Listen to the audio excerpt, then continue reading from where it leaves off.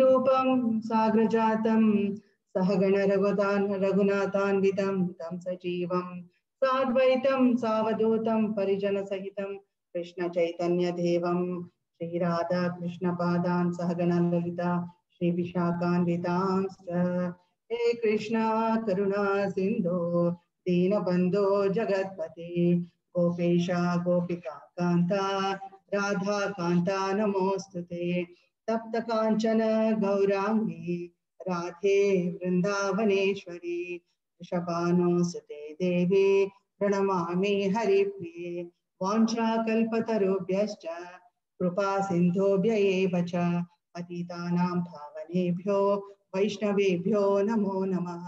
जय श्री कृष्ण चैतन्य प्रभो नित्यानंद श्री अद्वैत गदाधर श्रीवासादि गौर भक्त वृंद हरे कृष्णा कृष्णा कृष्णा हरे हरे हरे राम राम राम हरे हरे। ಹರೇ ಕೃಷ್ಣ. ಎಲ್ಲರಿಗೂ ಮತ್ತೊಮ್ಮೆ ಸ್ವಾಗತ. ಮತ್ತೆ ನಿಮ್ಮೆಲ್ಲರ ಒಂದು ಆಶೀರ್ವಾದದಿಂದ ಈ ಒಂದು ಸೆಷನ್ನ ಸ್ಟಾರ್ಟ್ ಮಾಡ್ತೇನೆ. ಮತ್ತೆ ನಮ್ಮ ಗುರುಗಳಿಗೆಲ್ಲ ಪ್ರಣಾಮ ಮಾಡಿ ಈ ಒಂದು ಈ ಥರ ಮಾಡಲಿಕ್ಕೆ ನಮಗೆ ಉತ್ತೇಜನ ಕೊಟ್ಟ ನಮ್ಮ ಶಿಕ್ಷಾ ಗುರು ಆದ ಹಿಸ್ ಗ್ರೇಸ್ ವಿಜಯ ವೇಣುಗೋಪಾಲ್ ಪ್ರಭು ಮತ್ತು ಪ್ರೇಮ ಪದ್ಮಿನಿ ಮಾತಾಜಿಯವರಿಗೂ ನನ್ನ ಅನಂತ ವಂದನೆಗಳು. ಮತ್ತು ಎಲ್ಲ ವೈಷ್ಣವರಿಗೂ ನನ್ನ ನಮಸ್ಕಾರ.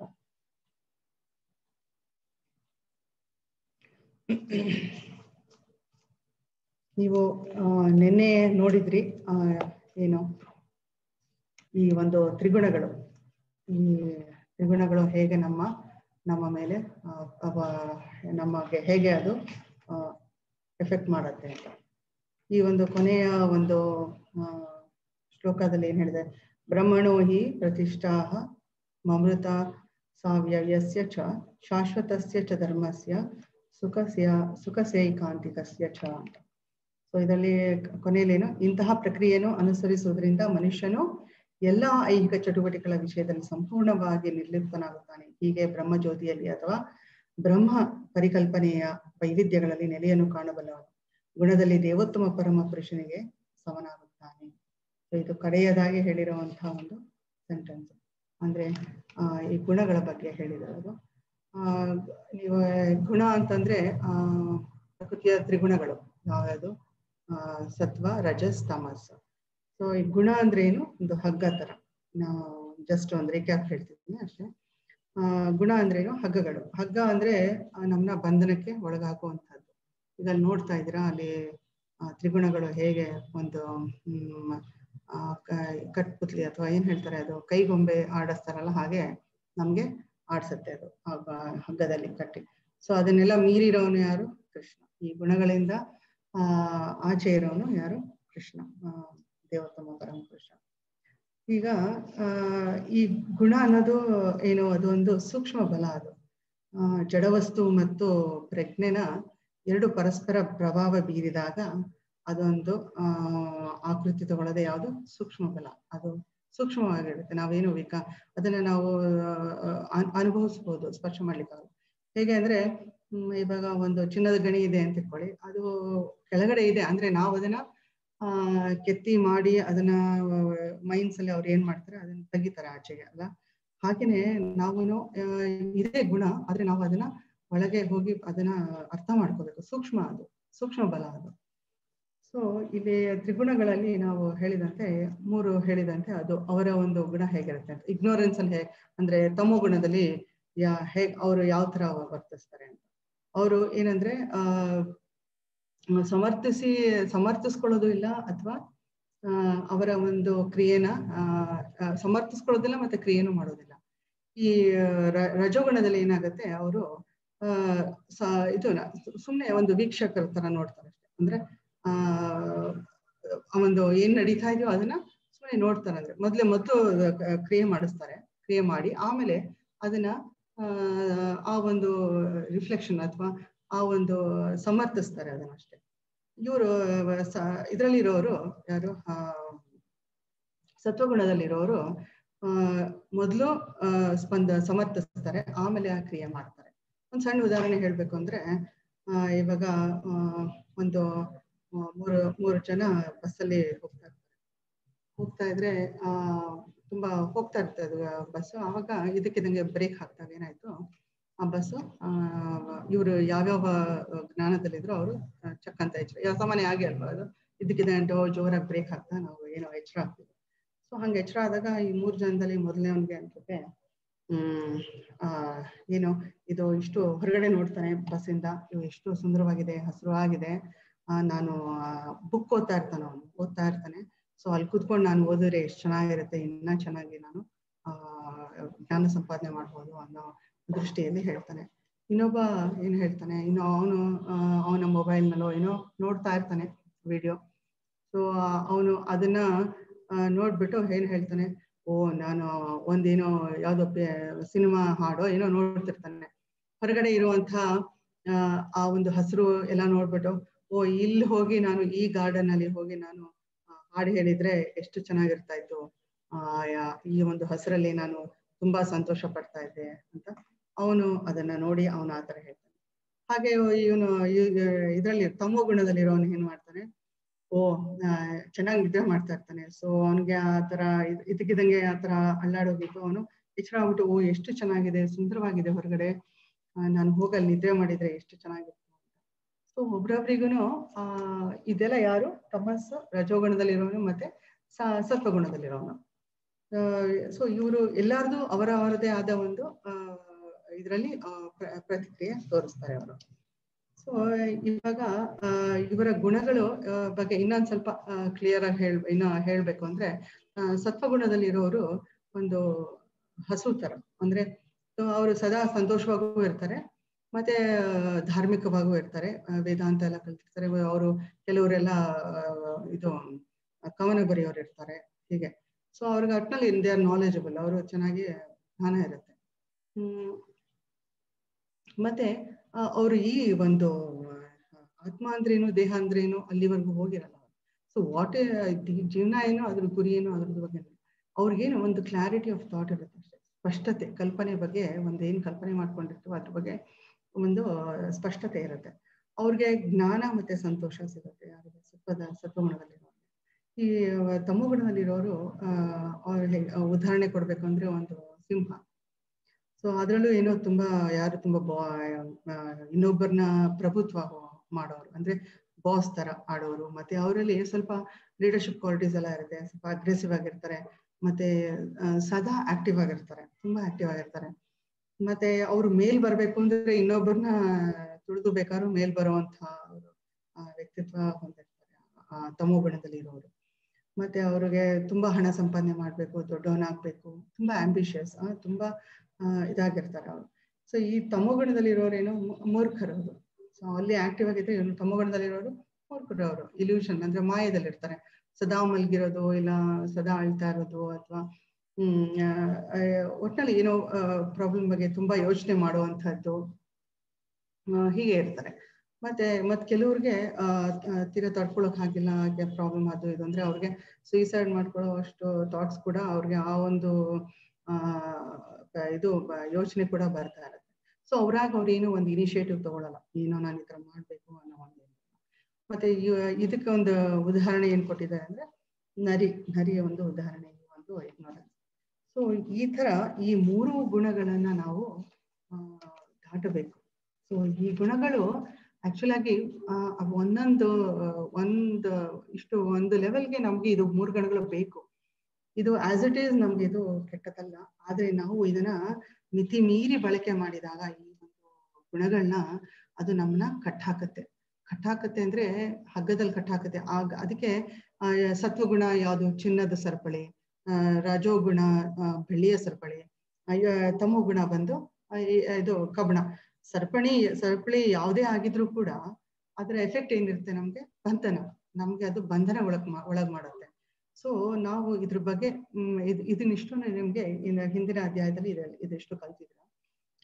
ಇವಾಗಿನ ಒಂದು ಈ ಅಧ್ಯಾಯದಲ್ಲಿ ನಾವು ಇದನ್ನ ಯಾವ ತರ ಅಂದ್ರೆ 13ನೇ ಅಧ್ಯಾಯದಲ್ಲಿ ಇದ್ರದ್ದು ಬೀಜ ಬಿತ್ತಿದ್ದಾರೆ, 22ನೇ ಶ್ಲೋಕದಲ್ಲೇನೋ. ಈಗ ಅದು ಮರವಾಗಿದೆ, ಅದನ್ನ ಹೇಗೆ ನಾವು ಯಾವ ತರ ನಾವು ಆ ಒಂದು ಅಟ್ಯಾಚ್ಮೆಂಟ್ ಆಗ್ಲಿ ಅದನ್ನೆಲ್ಲ ನಾವು ಯಾವ ತರ ಕತ್ತರಿಸಿ ಹಾಕ್ಬೋದು, ಮತ್ತೆ ಈ ಒಂದು ತ್ರಿಗುಣಗಳನ್ನ ನಾವು ದಾಟ್ಬೇಕಾದ್ರೆ ಏನೇನ್ ಮಾಡ್ಬೇಕು ಅಂತ ಈಗ ಒಂದೊಂದಾಗಿ ನಾವು ಕಲಿಯೋಣ.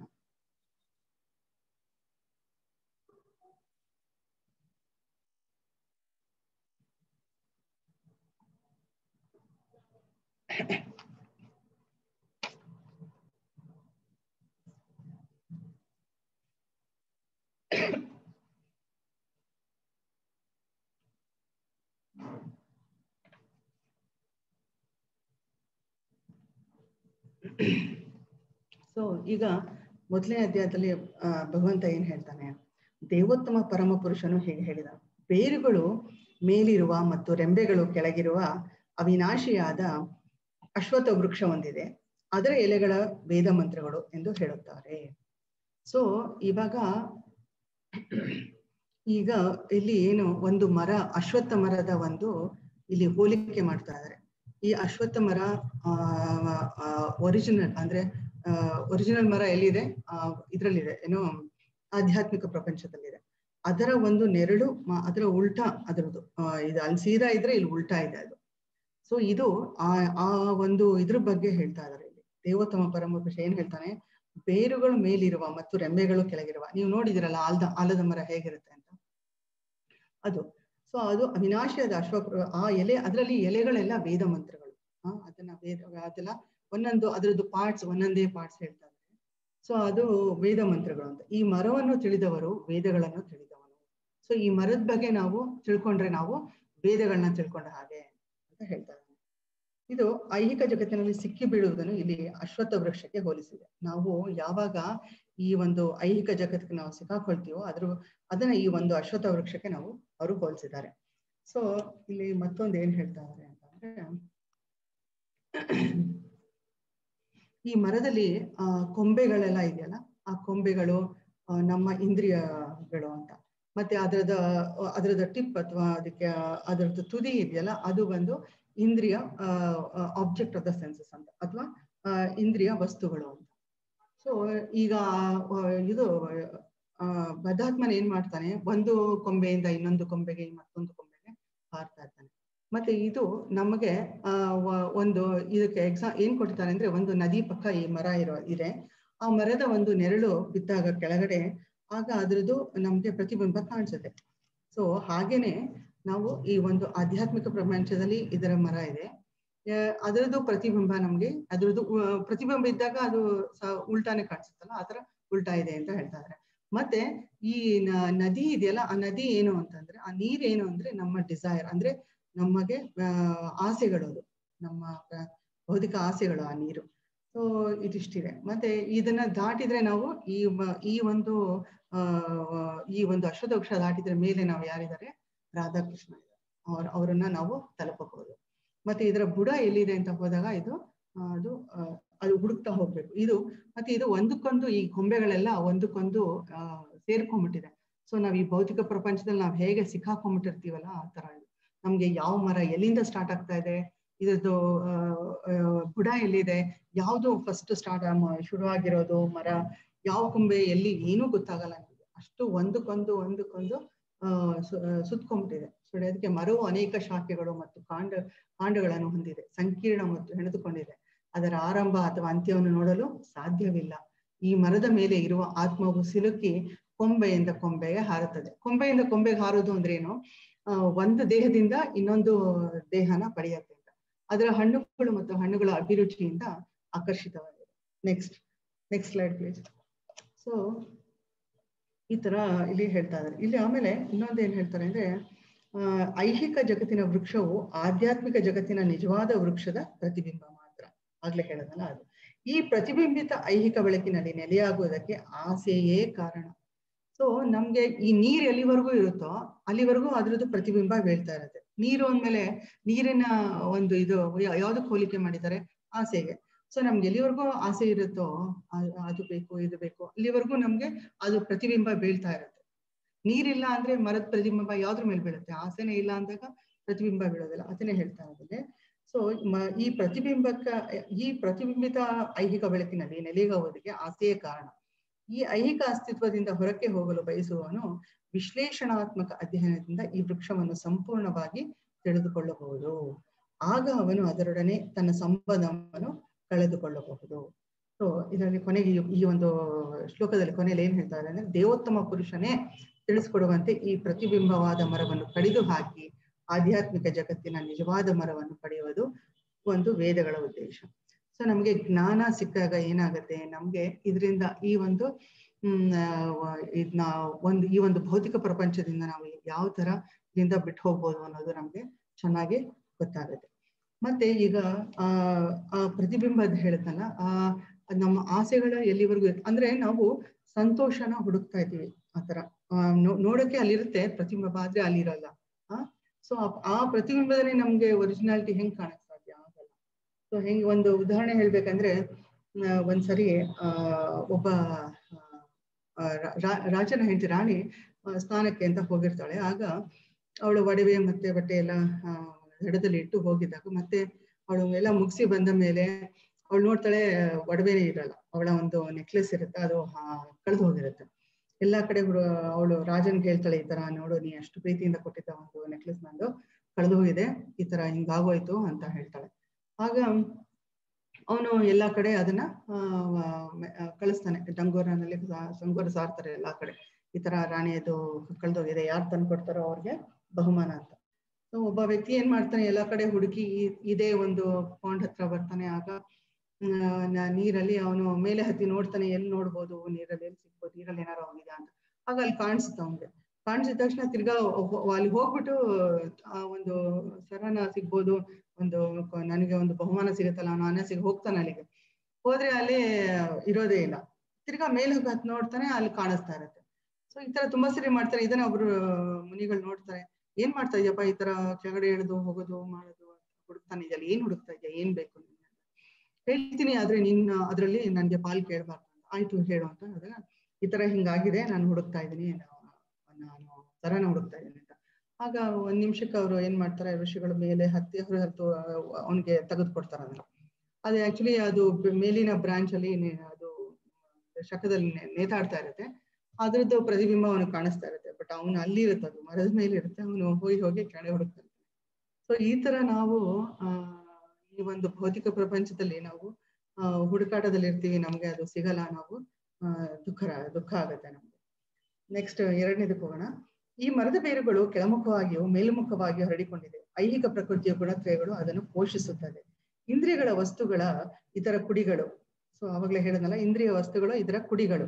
ಈ ಮರಕ್ಕೆ ಕೆಳಮುಖವಾದ ಬೇರುಗಳು ಉಂಟು. ಇವು ಮನುಷ್ಯ ಕುಲದ ಫಲಾಪೇಕ್ಷಿತ ಕರ್ಮಗಳೊಂದಿಗೆ ಬಂಧಿತವಾಗಿವೆ. ಸೊ ನಮ್ಗೆ ಇಲ್ಲಿ ಏನಾಗುತ್ತೆ, ಈ ಮೇಲಕ್ಕೆ ಹೋಗಿರುವಂತ ಶಾಖೆಗಳೆಲ್ಲ ದೇವತೆಗಳು ಮತ್ತೆ ಗಂಧರ್ವರು ಇವರೆಲ್ಲ ಇರುವಂತಹದ್ದು.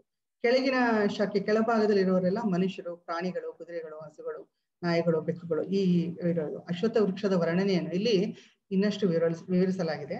ಅದರ ರೆಂಬೆಗಳು ಎಲ್ಲಾ ದಿಕ್ಕಿನಲ್ಲೂ ಚಾಚಿಕೊಂಡಿದೆ ಅಲ್ವಾ. ಸೊ ಅಲ್ಲಿ ಕೆಳಭಾಗದಲ್ಲಿ ಮಾತ್ರ ಮನುಷ್ಯರು ಮತ್ತೆ ಪ್ರಾಣಿಗಳನ್ನೆಲ್ಲ ನೋಡ್ಬೋದು.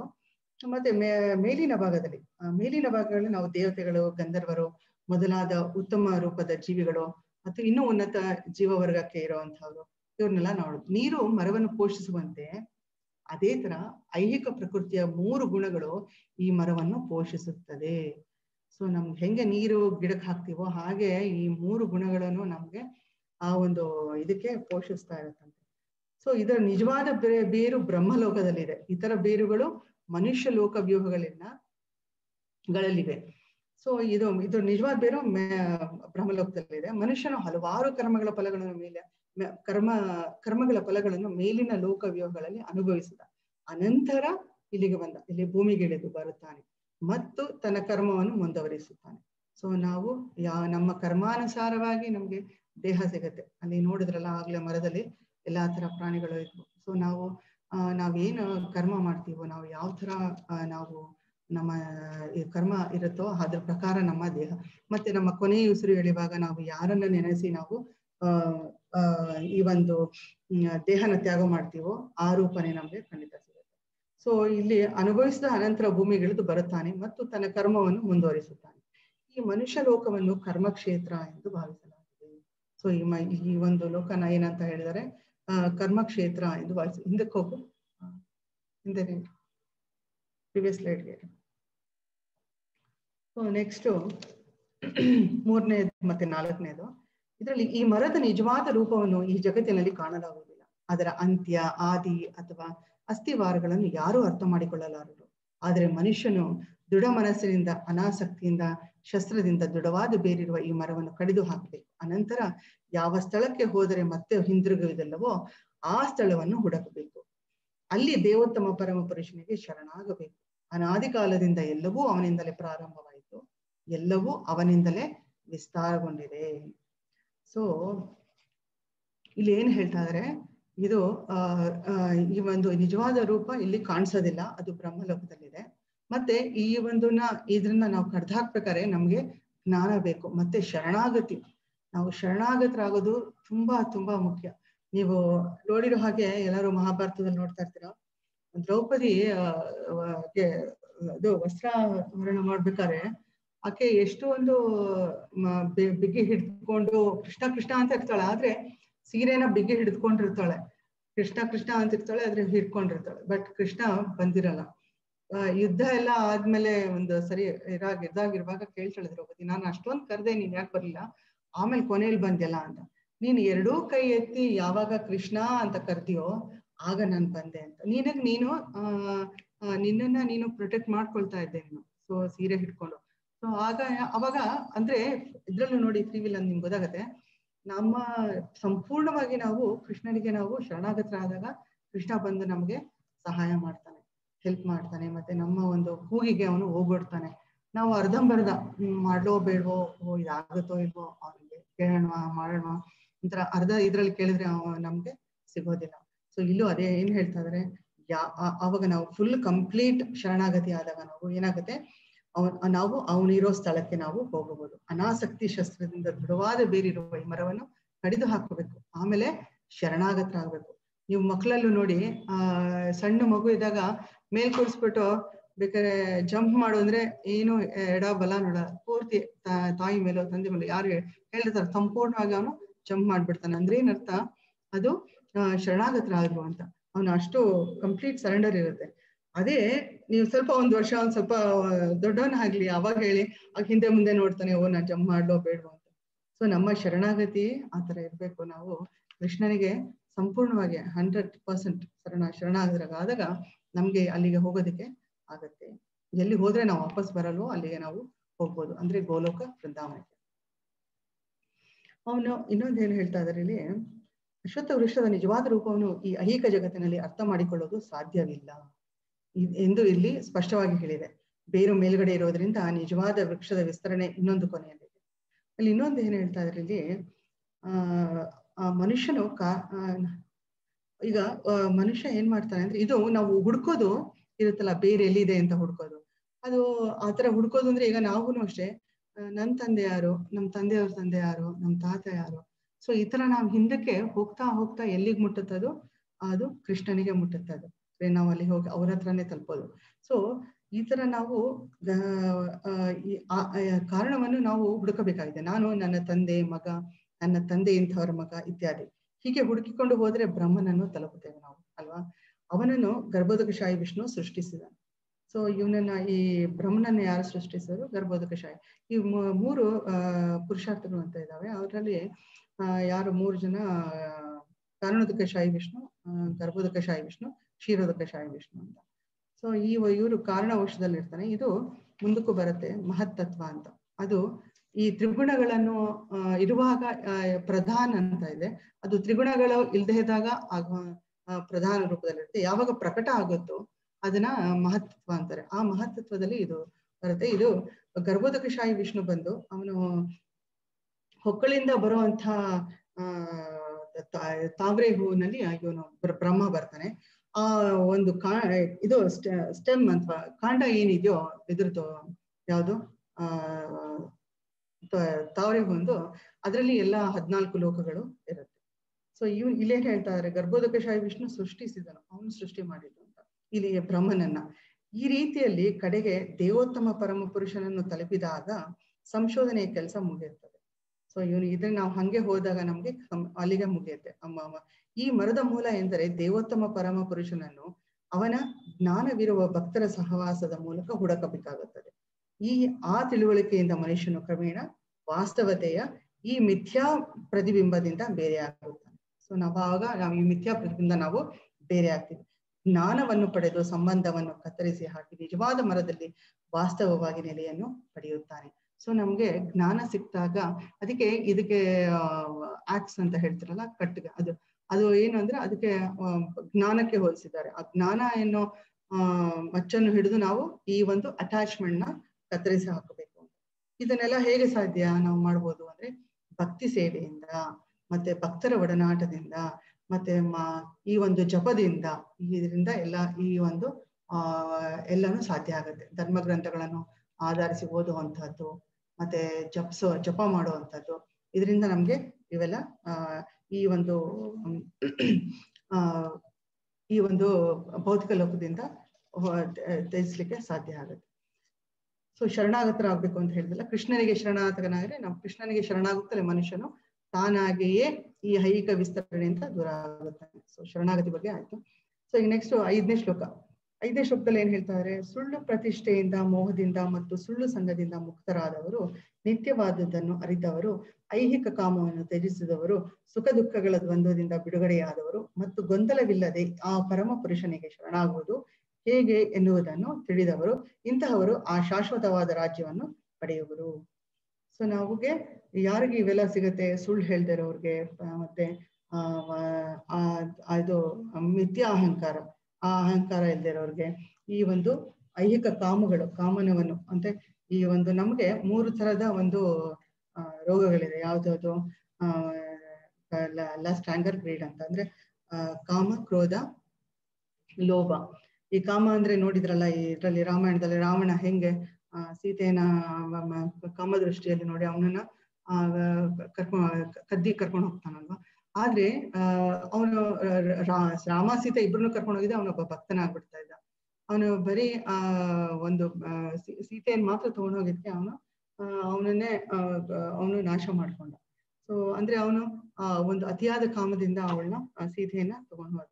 ಮತ್ತೆ ಇನ್ನ ಗ್ರೀಡಲ್ಲಿ ನೋಡಿದ್ರೆ, ನೀವು ಲೋಭದಲ್ಲಿ ನೋಡಿದ್ರೆ, ಈ ದುರ್ಯೋಧನ ಹೇಗೆ ಅರ್ಜುನನಿಗೆ ಒಂದು 5 ಗ್ರಾಮ ಕೊಡು ಅಂತ ಕೇಳಿದ್ರು ಸಹ ಅವನು ಕೊಡೋದೇ ಇಲ್ಲ. ಅದು ಗ್ರಾಮ ಇರ್ಲಿ, ಅದ್ರದ್ದು ಒಂದು ಸಣ್ಣ ಸೂಜಿ ಇಟ್ರೆ ಯಾವಷ್ಟು ಜಾಗ ಇರುತ್ತೋ ಅಷ್ಟು ಕೊಡೋಕ್ಕೂ ಅವನು ರೆಡಿ ಇರಲ್ಲ. ಅದು ಒಂದು ಇದು ಲೋಭ ಅದು. ಸೊ ಈ ತರ ಇದೆಲ್ಲದಕ್ಕಿಂತ ತುಂಬಾ ನಮ್ಗೆ ಜಾಸ್ತಿ ಕಾಡೋದು ಯಾವುದು? ಕಾಮ ಅಂದ್ರೆ ಅದರಿಂದನೇ ನಾವು ತುಂಬಾ ಕೆಳಗೆ ತುಂಬಾ ಪತನರಾಗ್ತೀವಿ ನಾವು ಅದರಿಂದ. ಸೊ ಅವ್ರು ಅದೇ ಹೇಳ್ತಾರೆ, ಐಹಿಕ ಕಾಮವನ್ನು ತ್ಯಜಿಸುವರು. ಅದನ್ನ ಐಹಿಕ ಕಾಮನ ನಾವು ಬಿಟ್ಕೊಟ್ಬಿಡ್ಬೇಕು. ನಾವು ಆಗ್ಲೇ ನಾವು ಇನ್ನ ನಮ್ಮ ಈ ಆಧ್ಯಾತ್ಮಿಕ ಪಥದಲ್ಲಿ ನಾವು ಇನ್ನ ಮೇಲೆ ಹೋಗ್ಬೋದು. ಮತ್ತೆ ಈಗ ನಾವು ಗುಡ್ನೆಸ್ ಅಲ್ಲಿ ಇದ್ರು, ಅಂದ್ರೆ ಸಾತ್ವಿಕದಲ್ಲಿ ಇದ್ರು ಕೂಡ ನಾವು ಇನ್ನ ನಮ್ಗೆ ಹೇಗೆ ಅದನ್ನು ಅಡಚಣೆ ಹೇಗಾಗುತ್ತೆ ಅಂದ್ರೆ, ಈಗ ಇಲ್ಲಿ ಮಿಥ್ಯಾಹಂಕಾರ ಅಂತ ಹೇಳಿದಾರಲ್ಲ, ಇದರಲ್ಲಿ ಒಂದು ಉದಾಹರಣೆ ಕೊಡ್ಬೇಕಂದ್ರೆ, ಒಬ್ರು ಲಾಲ್ ಬಾಬು ಅಂತ ಇದ್ರು ಇದರಲ್ಲಿ ಬೆಂಗಾಲ್ನಲ್ಲಿ. ಅವರು ಚಿಕ್ಕ ವಯಸ್ಸಿನಿಂದಾನೇ ಅವರು ಈ ಒಂದು ಆಧ್ಯಾತ್ಮಿಕತೆ ಬಗ್ಗೆ ಎಲ್ಲ ಚೆನ್ನಾಗಿ ತಿಳ್ಕೊಂಡು, ಮತ್ತೆ ಭೌತಿಕವಾಗಿ ತುಂಬಾ ಸಾಹುಕಾರಾಗಿದ್ರು, ತುಂಬಾ ಚೆನ್ನಾಗಿ ಇದ್ರು. ಅವ್ರ ಜೊತೆ ಅವರ ಒಬ್ಬ ಸ್ನೇಹಿತನು ಕೂಡ ಇದೇ ತರ ಮುಂದೆ ಬಂದಿದ್ದ. ಸೊ ಇವ್ರು ತುಂಬಾ ಅವಾಗಿನ ಕಾಲದಲ್ಲಿ ಅವ್ರು ತುಂಬಾ ಸಾಹುಕಾರ ಆಗಿದ್ರು. ಕೊನೆಗೆ ಒಂದು ಇದೇ ತರ ಒಂದು ಫಂಕ್ಷನ್ ಅಲ್ಲಿ ಯಾವುದೋ ಒಂದು ಇದಾಗ ಒಬ್ರು ತಂದೆ ಮಗಳು ಮಾತಾಡ್ತಾರದು ಕೇಳಿಸ್ಕೊತಾರ. ಅವರು ಸುಮಾರೆಲ್ಲ ಫಂಕ್ಷನ್ ಎಲ್ಲ ಮುಗಿತಾ ಬರ್ತಾರೆ. ತಮ್ಮ ಮಗಳು ಹೇಳ್ತಾಳೆ, ಪಾಪ ಟೈಮ್ ಆಯ್ತು, ಮನೆಗೆ ಹೋಗೋಣ ಅಂತ. ಸೊ ಆ ಒಂದು ವಾಕ್ಯ ಅವನ್ಗೆ ತುಂಬಾ ನಾಟುತ್ತೆ ಆ ಮನ್ಸಿಗೆ.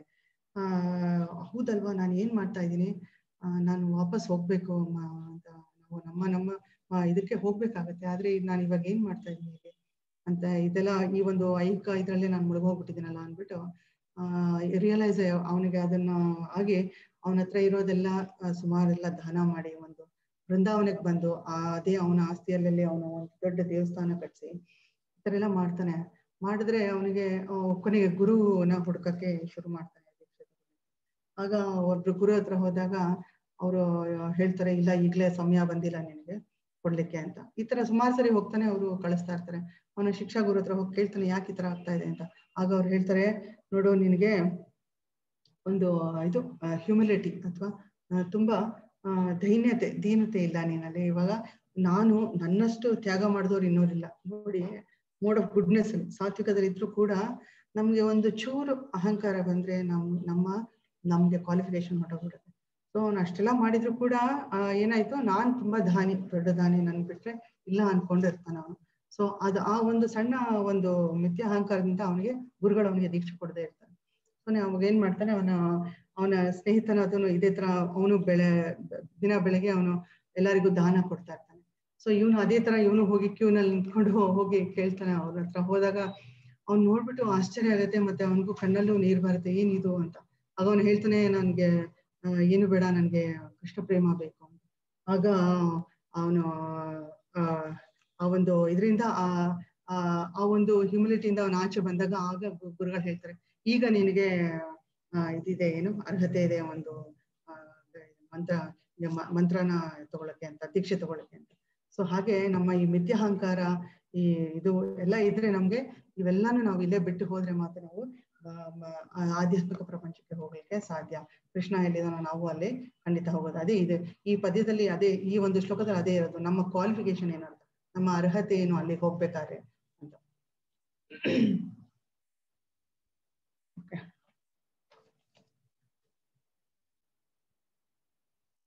ಮುಂದಿನ ಶ್ಲೋಕ 6ನೇ ಶ್ಲೋಕದಲ್ಲಿ ಏನ್ ಹೇಳ್ತಾರೆ, ನನ್ನ ಈ ಪರಮಧಾಮನ್ನು ಸೂರ್ಯ ಚಂದ್ರರಾಗ್ಲಿ ವಿದ್ಯುತ್ ಶಕ್ತಿಗಳಾಗ್ಲಿ ಬೆಳಗೋದಿಲ್ಲ, ಅದನ್ನು ತಲುಪಿದವರು ಈ ಐಹಿಕ ಜಗತ್ತಿಗೆ ಮತ್ತೆ ಬರುವುದೇ ಇಲ್ಲ ಅಂತ. ಸೊ ಅವನ ಒಂದು ಲೋಕ ಯಾವ್ದಿದೆಯೋ ಅಲ್ಲಿ ಯಾರು ಒಂದು ಲೈಟ್ ಬೇಕಾಗಿದೆ, ಎಲೆಕ್ಟ್ರಿಸಿಟಿ ಬೇಕಾಗಿದೆ, ಏನಿಲ್ಲ, ಸೆಲ್ಫ್ ಇಲ್ಯುಮಿನೆನ್ಸ್ ಅಂದ್ರೆ ಒಂದು ತುಂಬಾ ಪ್ರಕಾಶಮಾನವಾಗಿರುವಂತಹ ಲೋಕ ಒಂದು.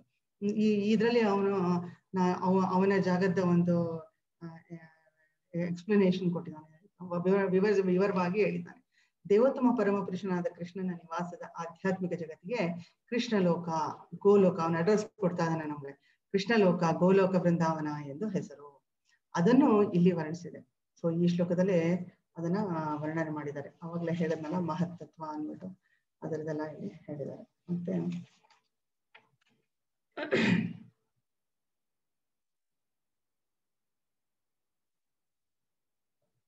ಸೊ ಇಲ್ಲಿ ಕೊನೆಯಲ್ಲಿ ಏನ್ ಹೇಳ್ತಾರೆ, ಇಡೀ ಆಧ್ಯಾತ್ಮಿಕ ಜಗತ್ತನ್ನು ಪರಮ ಪ್ರಭುವಿನ ಅಂತರಂಗ ಶಕ್ತಿಯು ಬೆಳಗುತ್ತದೆ.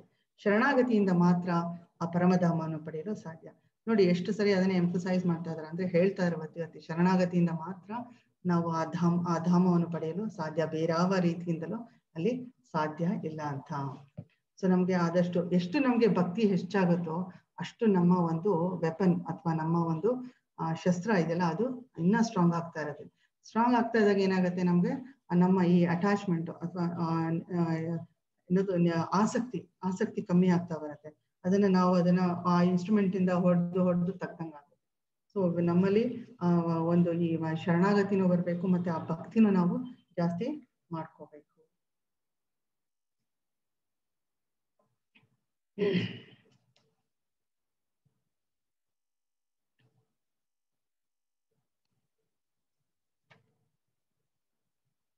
ಮುಂದಿನ ಶ್ಲೋಕದಲ್ಲಿ, ಈ ಬದ್ಧ ಜಗತ್ತಿನಲ್ಲಿರುವ ಜೀವಿಗಳು ನನ್ನ ನಿತ್ಯವಾದ ಸಣ್ಣ ಸಣ್ಣ ಭಾಗಗಳು. ಬದ್ಧ ಜೀವನದಿಂದಾಗಿ ಅವರು ಮನಸ್ಸು ಸೇರಿದಂತೆ 6 ಇಂದ್ರಿಯಗಳನ್ನೇ ಬಹುವಾಗಿ ಕಷ್ಟಪಡುತ್ತಾರೆ. ಸೊ ಈ ಬದ್ಧ ಜೀವಿಗಳು ನನ್ನ ನಿತ್ಯ ಸಣ್ಣ ಸಣ್ಣ ಭಾಗಗಳು ಅಂದ್ರೆ ನಾವೆಲ್ಲರೂ ಕೃಷ್ಣನ ಅಂಶ. ಅವನು ವಿಭು ಆದ್ರೆ ನಾವು ಅಣು. ಈಗ ಚಿನ್ನದ ಗಟ್ಟಿ ತಗೊಂಡು ಅದ್ರಲ್ಲಿ ಒಂದ್ ಚೂರ್ ಮಾಡಿದ್ರು ಆ ಚಿನ್ನದಲ್ಲಿ ಏನೇನ್ ಕ್ವಾಲಿಟೀಸ್ ಇದೆಯೋ ಆ ಸಣ್ಣ ಚೂರಲ್ಲೂ ಅಷ್ಟೇ ಇರುತ್ತಲ್ಲ. ಹಾಗೆ ಈಗ ನೀವು ಸಮುದ್ರದ ನೀರು ನನ್ನ ಒಂದು ಬೊಗಸೆ ಕೈ ಹಿಡ್ಕೊಂಡು ಹೇಳ್ದಾಗ ಇದು ಸಮುದ್ರದ ನೀರು ಅಂದ್ರೆ ಖಂಡಿತ ಹೌದು ಸಮುದ್ರ ನೀರು, ಆದ್ರೆ ಅದೇ ಸಮುದ್ರ ಅಲ್ಲ. ಸೊ ಕ್ವಾಲಿಟೇಟಿವ್ಲಿ ಅಂದ್ರೆ ಗುಣದ ಪ್ರಕಾರ ನಾವು ಕೃಷ್ಣನ ಗುಣಗಳಲ್ಲಿ ನಮ್ಗೂನು ಸ್ವಲ್ಪ ಗುಣಗಳಿದೆ, ಆದ್ರೆ ಕ್ವಾಲಿಟೇಟಿವ್ಲಿ, ಆದ್ರೆ ಮೊತ್ತದಲ್ಲಿ ಅವನು ಕೃಷ್ಣನೇ ಹೆಚ್ಚು. ಮತ್ತೆ ಇಲ್ಲಿ ಇನ್ನೊಂದು ಏನ್ ಹೇಳ್ತಾ ಇದ್ರೆ, ಬದ್ಧ ಜೀವಿ ಅವರು ಮನಸ್ಸು ಸೇರಿದಂತೆ 6 ಇಂದ್ರಿಯಗಳನ್ನೇ ಬಹುವಾಗಿ ಕಷ್ಟ. ನಮ್ಮ ಈ ಪಂಚೇಂದ್ರಿಯದಲ್ದೇನೆ ಮನಸ್ಸು ಕೂಡ ಇದರಲ್ಲಿ ಸೇರುತ್ತೆ, ಮೈಂಡ್. 6 ಇಂದ್ರಿಯದಿಂದ ನಾವು ಬಹಳ ಕಷ್ಟಪಡ್ತಾ ಇದೀವಿ ಅಂತ. ಸೊ ಈ ಶ್ಲೋಕದಲ್ಲಿ ಜೀವಿಯ ವ್ಯಕ್ತಿತ್ವವನ್ನು ಸ್ಪಷ್ಟವಾಗಿ ಹೇಳಿದೆ. ಜೀವಿಯು ಎಂದೆಂದು ಪ್ರಭುವಿನ ವಿಭಿನ್ನಾಂಶವಾದ ಸಣ್ಣ ಭಾಗ. ತನ್ನ ಬದ್ಧ ಜೀವನದಲ್ಲಿ ಅವನು ವ್ಯಕ್ತಿತ್ವವನ್ನು ಪಡೆಯುತ್ತಾನೆ ಮತ್ತು ಮುಕ್ತ ಸ್ಥಿತಿಯಲ್ಲಿ ಪರಮ ಪ್ರಭುವಿನೊಡನೆ ಒಂದಾಗುತ್ತಾನೆ ಎಂದಲ್ಲ. ಅವನು ನಿರಂತರವಾಗಿ ಬೇರೆಯಾದವನು, ಸನಾತನಃ ಎಂದು ಸ್ಪಷ್ಟವಾಗಿ ಹೇಳಿದೆ. ವೇದದ ಪ್ರಕಾರ ಪರಮಪ್ರಭುವು ಅಸಂಖ್ಯಾತ ವಿಸ್ತಾರಗಳಲ್ಲಿ ಪ್ರಕಟವಾಗುತ್ತಾನೆ ಮತ್ತು ವಿಸ್ತಾರಗೊಳ್ಳುತ್ತಾನೆ. ಇವುಗಳಲ್ಲಿ ಪ್ರಮುಖ ವಿಸ್ತಾರಗಳಲ್ಲಿ ವಿಷ್ಣು ತತ್ವ. ಸೊ ಇದು ಏನ್ ಹೇಳಿದೆ. ಮತ್ತೆ ವೈಯಕ್ತಿಕ ವಿಸ್ತರಣೆ ಬಂದ್ರೆ ಅವನು ರಾಮ, ನರಸಿಂಹ, ದೇವ, ವಿಷ್ಣುಮೂರ್ತಿ.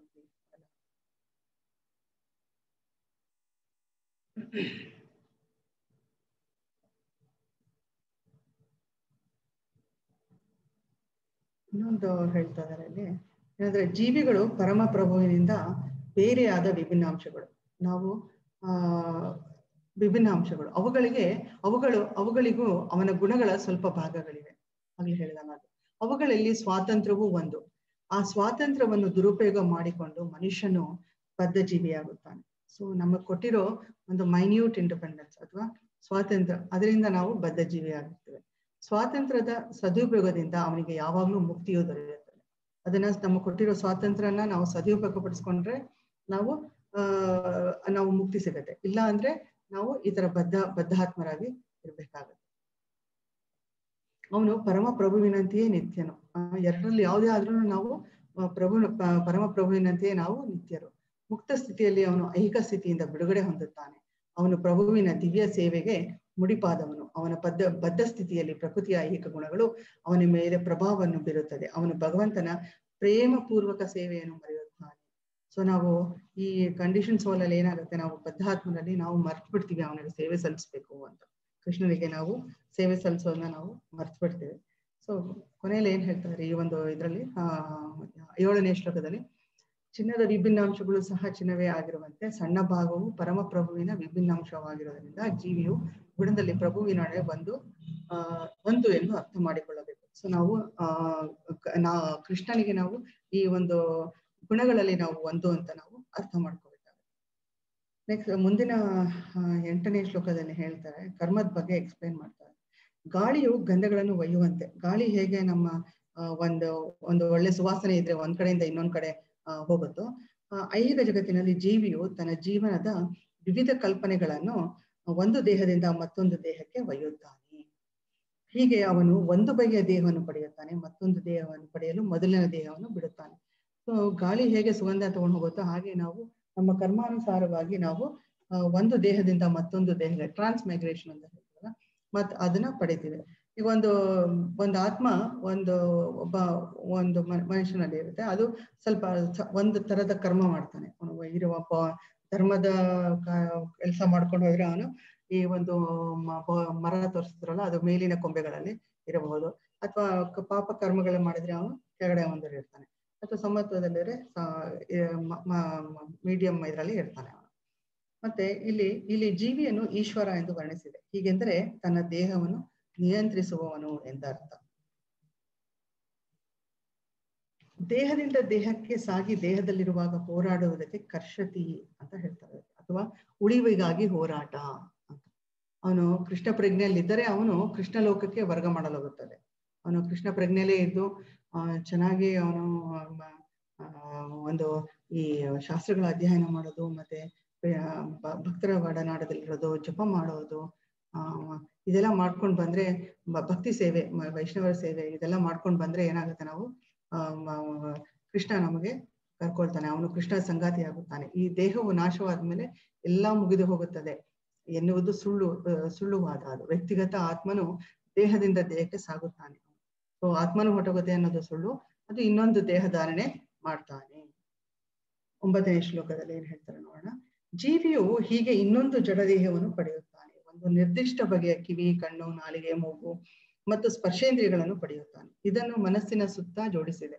ಹೀಗೆ ಅವನು ಇಂದ್ರಿಯ ವಸ್ತುಗಳು ಒಂದು ವಿಶಿಷ್ಟ ತಂಡವನ್ನು ಅನುಭವಿಸುತ್ತಾನೆ.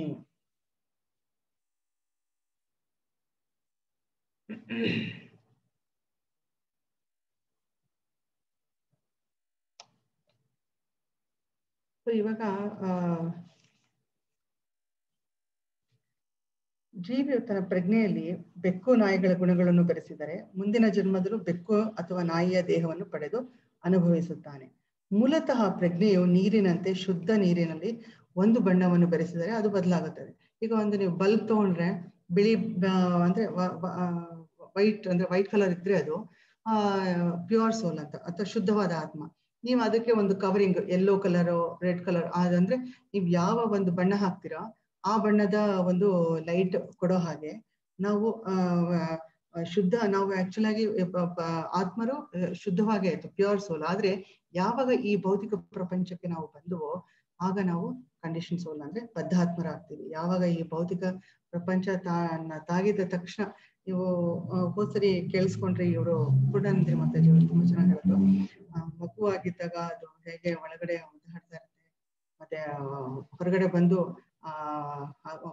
ಅಮ್ನಿಯೋಟಿಕ್ ಫ್ಲೂಯಿಡ್ ಹೊಡೆಯಿದ್ದಾಗ ಹೆಂಗ್ ಒದ್ದಾಡ್ತಿತ್ತು ಅಂತ. ಸೊ ಆ ಒದ್ದಾಟದಲ್ಲಿ ಇರ್ಬೇಕಾದ್ರೆ ಇನ್ನೇನು ಈ ಒಂದು ಹೆರಿಗೆ ಆಗ್ಬೇಕು ಅಥವಾ ಈ ಒಂದು ಭೌತಿಕ ಪ್ರಪಂಚಕ್ಕೆ ಬರ್ಬೇಕು, ಅದಕ್ ಮುಂಚೆ ಒಂದು ಕ್ಷಣದಲ್ಲಿ ಅವನು ಯಾವ ಜನ್ಮದಲ್ಲಿ ಏನೇನ್ ಮಾಡ್ದ ಪ್ರತಿಯೊಂದು ಒಂದ್ ಫ್ಲಾಶ್ ಅಲ್ಲಿ ಬರತ್ತಂತೆ. ಆಗ ಆತ್ಮ ಎರಡು ಕೈ ಮುಗಿದು ಕೇಳ್ಕೊಳತ್ತಂತೆ, ನನಗೆ ಈ ಒಂದು ಇದರಿಂದ ನನಗೆ ಬೇಗ ಆಚೆ ತರಿಸು, ಬಂದಿದ್ದ ತಕ್ಷಣ ನಾನು ನಿನ್ನ ಸೇವೆಲೆ ನಿರತನಾಗಿರ್ತೀನಿ, ನನಗೆ ಈ ಒಂದು ಈ ಸೈಕಲ್ ಆಫ್ ಡೆತ್ ಅಂದ್ರೆ ಜನನ ಮರಣಗಳ ಇದು ಬರ್ತ್ ಡೆತ್ ಓಲ್ಡ್ ಏಜ್ ಅಂದ್ರೆ ಹುಟ್ಟೋದು ಸಾಯೋದು ಪುನಃ ಇದನ್ನ ನನ್ಗೆ ಈ ಒಂದು ಚಕ್ರದಲ್ಲಿ ನನ್ಗೆ ಇರಕ್ ಆಗಲ್ಲ ಅಂತ ಅಷ್ಟೊಂದು ಪ್ರಾರ್ಥನೆ ಮಾಡ್ಕೊಳ್ತಂತೆ. ಆ ಮಗುದ ಎಲ್ಲೋ ನಾನು ಚಿತ್ರ ನೋಡಿದ್ನ, ಸೊ ಹೊಟ್ಟೆಲಿ ಇದ್ದಾಗ ಈ ತರ ಕೇಳ್ಕೊಳ್ಳೋದು, ನನ್ಗೆ ಈ ಒಂದು ಇದರಿಂದ ಆಚೆ ತಗೊಂಡ್ ಬಾ ಅಂತ. ಬಟ್ ಒಂದ್ಸರಿ ನೀವು ಭೌತಿಕ ಪ್ರಪಂಚಕ್ಕೆ ಬಂದಿದ ತಕ್ಷಣ ಎಲ್ಲ ಮರ್ತು ಹೋಗ್ಬಿಡ್ತೀವಿ ನಾವು ಅಲ್ಲ. ಸೊ ಅದನ್ನೇ ಇಲ್ಲಿ ಹೇಳ್ತಾ ಇರೋದು. ಹಾಗೆ ಜೀವಾತ್ಮನು ಪರಿಶುದ್ಧನಾದ್ದರಿಂದ, ಸೊ ಬೈ ಬರ್ತ್ ನಾವು ಆತ್ಮ ಯಾವಾಗ್ಲೂ ಪರಿಶುದ್ಧವಾಗಿರುತ್ತೆ. ಅದು ಈಗ ಅದಕ್ಕೇನೆ ಈ ಒಂದು ಕೃಷ್ಣ ಪ್ರೇಮ ಅಥವಾ ಕೃಷ್ಣ ಪ್ರಜ್ಞೆಯ ಬಗ್ಗೆನೂ ಅದು ಡಾರ್ಮೆಂಟ್ ಸ್ಟೇಜ್ ಅಂದ್ರೆ ಸುಪ್ತಾವಸ್ಥೆಯಲ್ಲಿ ಇರುತ್ತೆ. ನಾವು ಅದನ್ನ ಜಾಗೃತಗೊಳಿಸ್ಬೇಕು. ನಮ್ಗೆ ಕೃಷ್ಣನ ಮೇಲೆ ಪ್ರೀತಿ ಇರೋದನ್ನ ನಾವು ಜಾಗೃತಗೊಳಿಸ್ಬೇಕು. ಆಕ್ಚುಲಿ ನಾವು ಪ್ರತಿಯೊಬ್ರು ಅದು ನಾವಾಗ್ಲೇ ಹೇಳಿದಾಗ ಕೃಷ್ಣ ಬಿಬ್ಬು ನಾವು ಅನ್ನುವಂತ, ಮತ್ತೆ ನಾವು ಇಲ್ಲಿ ನಮ್ಮ ಜೀವನದ ಗುರಿ ಅದೇ ಆಗಿರ್ಬೇಕು. ನಮ್ಮ ಮೊದಲನೇ ಪಾಠ ಅದೇನೆ, ನಿಮ್ಮ ಜೀವನದ ಗುರಿ ಏನು ಅಂತ ಕೇಳಿದ್ರೆ ನಾವು ಎಷ್ಟೋ ಸರಿ ಏನೇನೋ ಹೇಳ್ತಾ ಇರ್ತೀವಿ. ಸರಿಯಾದ ಒಂದು ಇದು ಅಂದ್ರೆ ನಮ್ಮ ಕಳೆದು ಹೋದ ಸಂಬಂಧ ಸ್ಥಾಪನೆ. ನಮ್ಗೆ ಕೃಷ್ಣನಿಗೆ ಕಳೆದು ಸಂಬಂಧ ಕಳ್ಕೊಂಡ್ಬಿಟ್ಟಿದೆ ನಾವು ಈ ಭೌತಿಕ ಪ್ರಪಂಚಕ್ಕೆ ಬಂದು. ಆ ಒಂದು ಸ್ಥಾಪನೆ ನಮ್ಮ ಜೀವನದ ಗುರಿಯಾಗಿರ್ಬೇಕು. ಸೊ ಇಲ್ಲಿ ಏನ್ ಹೇಳ್ತಾ ಇದ್ದಾರೆ, ಜೀವಾತ್ಮನು ಪ್ರಜ್ಞೆಯ ಪರಿಶುದ್ಧ, ಆದ್ರೆ ಪ್ರಜ್ಞೆಯು ಭೌತಿಕ ಗುಣಗಳ ಸಹವಾಸಕ್ಕೆ ಅನುಗುಣವಾಗಿ ಪರಿವರ್ತನೆಗೊಳ್ಳುತ್ತಾನೆ. ಸೊ ನಾವು ಈ ಒಂದು ಭೌತಿಕ ಪ್ರಪಂಚಕ್ಕೆ ಬಂದ ತಕ್ಷಣ ನಮ್ಮ ನೈಜ ಪ್ರಜ್ಞೆ ಅಂದ್ರೆ ನಮ್ಮ ನಿಜವಾದ ಪ್ರಜ್ಞೆ ಯಾವುದು? ಕೃಷ್ಣ ಪ್ರಜ್ಞೆ. ಅದು ನಮ್ಮ ನ್ಯಾಚುರಲ್ ಕಂಡೀಷನ್. ಅದು ನಮ್ಮ ಕೃಷ್ಣ ಪ್ರಜ್ಞೆಯಲ್ಲಿ ಇರೋದು. ಕೃಷ್ಣ ಪ್ರಜ್ಞೆ ಅಂದ್ರೆ ಏನು? ನಾನು ಈ ದೇಹ ಅಲ್ಲ, ನಾನೊಂದು ಆತ್ಮ, ನಾನು ಕೃಷ್ಣನ ದಾಸನು ಅಷ್ಟೇ, ನಾನು ಕೃಷ್ಣನ ದಾಸ ಅಷ್ಟೇ. ನಾವು ಈ ಭೌತಿಕ ಈ ಡ್ರೆಸ್ ಇವತ್ತು ಈ ಒಂದು ದೇಹ ಇರ್ಬೋದು, ನೆಕ್ಸ್ಟ್ ಕುದುರೆ ಹಾಕ್ಬೋದು, ನೆಕ್ಸ್ಟ್ ಎಷ್ಟು ನಾನಾ ತರ ಗಾಳಿಯಲ್ಲಿರೋ ಪ್ರಾಣಿಗಳು, ಭೂಮಿ ಒಳಗಡೆ ಇರೋದು, ನೀರಲ್ಲಿರೋ ನಾನಾ ತರ ಆಗ್ಬೋದು. ಸೊ ನಾವು ಮನುಷ್ಯ ಜನ್ಮ ಸಿಗೋದೇ ತುಂಬಾ ವಿರಳ. ನಾವು ಸಿಕ್ಕಿದೆ, ನಾವು ಅದನ್ನ ಅರ್ಥ ಮಾಡ್ಕೋಬೇಕು. ನಾವು ಬಂದಿರೋ ಕಾರಣ ಏನು, ನಮ್ಮ ಗುರಿ ಏನು ಅಂತ. ಸೊ ಪ್ರತಿಯೊಂದು ಆತ್ಮದ ನೈಜ ಪ್ರಜ್ಞೆನೇ ಕೃಷ್ಣ ಪ್ರಜ್ಞೆ. ಅದು ನಾವು ಕೃಷ್ಣ ಪ್ರಜ್ಞೆಯಲ್ಲೇ ಇದ್ವಿ. ಈ ಒಂದು ಭೌತಿಕ ಪ್ರಪಂಚಕ್ಕೆ ಮುಟ್ಟಿದ ತಕ್ಷಣ ನಾವು ಬದ್ಧಾತ್ಮರಾಗ್ಬಿಟ್ಟಿದ್ವಿ. ಅದಕ್ಕೆ ನಾವು ಆದ್ದರಿಂದ ಮನುಷ್ಯನು ಕೃಷ್ಣ ಪ್ರಜ್ಞೆಯಲ್ಲಿ ನೆಲೆಯನ್ನು ಪಡೆದಾಗ ಅವನ ಜೀವನವು ಪರಿಶುದ್ಧವಾಗಿರುತ್ತದೆ ಅಂತ ಹೇಳ್ತಾರೆ. ಎಷ್ಟು 84 ಲಕ್ಷ ಯೋನಿಗಳ ಮೂಲಕ ಹುಟ್ಟೋದು, ಸಾಯೋದು, ತಿರ್ಗಾ ಜ್ವರ, ಅದು ಇದು, ಈ ಒಂದು cycle of birth and death, old age, disease, ಇದಿಷ್ಟು ನಾವು ಈ ಒಂದು ಚಕ್ರದಲ್ಲೇ ಇರ್ತಾ ಇರ್ತೀವಿ.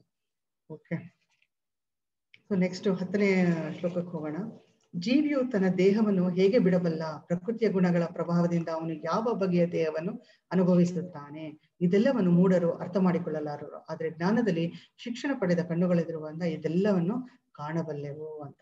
ಸೊ ಇದರಲ್ಲಿ ಏನ್ ಹೇಳ್ತಾರೆ, ಒಂದು ದೇಹ ತನ್ನ ದೇಹವನ್ನು ಹೇಗೆ ಬಿಡಬಲ್ಲ, ಪ್ರಕೃತಿ ಗುಣಗಳನ್ನು ಪ್ರಭಾವದಿಂದ ಅವನು ಯಾವ ಬಗೆಯ ದೇಹವನ್ನು ಅನುಭವಿಸುತ್ತಾನೆ. ಸೊ ನಾವು ಯಾವುದೇ ಒಂದೇ ಗುಣದಲ್ಲಿ ಇದ್ಕೊಂಡು ಜೀವನ ಪರ್ಯಂತ ಇರೋದಿಲ್ಲ. ಎಲ್ಲಾ ತರ ಗುಣಗಳು ಬರ್ತೇ ಹೋಗುತ್ತೆ. ಬಟ್ ನಾವು ಯಾವ್ದನ್ನ ಜಾಸ್ತಿ ಬಳಕೆ ಮಾಡಿದಾಗ ನಾವು ಆ ಒಂದು ಇದಕ್ಕೆ ನಾವು ಸಿಕ್ಕಾಕೊಂಡ್ ಬಿಡ್ತೀವಿ ಅಷ್ಟೇ. ಸೊ ಇದನ್ನೆಲ್ಲವನ್ನು ಮೂಢರು ಅರ್ಥ ಮಾಡಿಕೊಳ್ಳಲಾರರು. ಸೊ ಅದಕ್ಕೆ ನಮ್ಗೆ ಏನ್ ಬೇಕು? ಜ್ಞಾನ ಅನ್ನೋವನ್ನು ಆ ಒಂದು ಆಕ್ಸ್ ಅಥವಾ ಮಚ್ಚು ಅಥವಾ ಅದೊಂದು ಇನ್ಸ್ಟ್ರೂಮೆಂಟ್ ಬೇಕು, ಶಸ್ತ್ರ ಬೇಕು.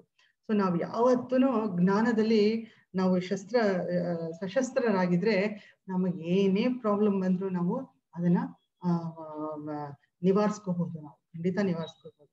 ಇವಾಗ ಇಲ್ಲಿ ಏನ್ ಹೇಳ್ತಾರೆ, ಅರ್ಥ ಮಾಡಿಕೊಳ್ಳೋ ಜ್ಞಾನ ಅದಲ್ಲಿ ಶಿಕ್ಷಣ ಪಡೆದ ಕಣ್ಣುಗಳಿರುವವನು. ಅಂದ್ರೆ ಇಲ್ಲಿ ಜ್ಞಾನ ಚಕ್ಷು, ಭಗವಂತ ನಮ್ಗೆ ಜ್ಞಾನ ಚಕ್ಷು ಕೊಡ್ತಾನೆ ಅಂತ. ಇವಾಗ ನೋಡಿ, ನಾವ್ ಏನೇ ನೋಡಿದ್ರು ಈ ಇಂದ್ರಿಯಗಳು ಅದನ್ನ ನೋಡುತ್ತೆ, ಬ್ರೈನ್ ಅದನ್ನ ಕ್ಯಾಪ್ಚರ್ ಮಾಡ್ಕೊಳುತ್ತೆ. ಆ ಒಂದು ಏನ್ ನೋಡ್ತಾ ಇದೀವಿ ಅದನ್ನ ಮೈಂಡ್ ಏನ್ ಮಾಡುತ್ತೆ, ಅದನ್ನ ಎಲ್ಲಾನು ಸರಿ ಹೊಂದಿಸಿ ಅದನ್ನ ಸರಿಯಾದ ಒಂದು ಫಾರ್ಮ್ ಕೊಡುತ್ತೆ. ಅದಾದ್ಮೇಲೆ ಅದನ್ನ ಇಂಟೆಲಿಜೆನ್ಸ್ಗೆ ಪಾಸ್ ಮಾಡೋದು. ಇಂಟೆಲಿಜೆನ್ಸ್ ಅದನ್ನ ನಮ್ಗೆ ತೋರಿಸುತ್ತೆ.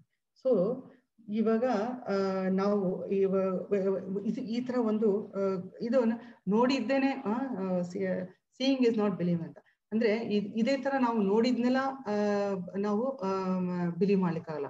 ನಮ್ಮಲ್ಲಿ ಬುದ್ಧಿ ಅಂತ ಇದೆಯಲ್ಲ, ಅದನ್ನ ನಾವು ಖಂಡಿತ ಎಲ್ಲರೂ ನೋಡೋದಲ್ದೇನೆ ಆ ಒಂದು ಬುದ್ಧಿಯ ಒಂದು ಶ್ರಮನೂ ಇರುತ್ತೆ ಸ್ವಲ್ಪ.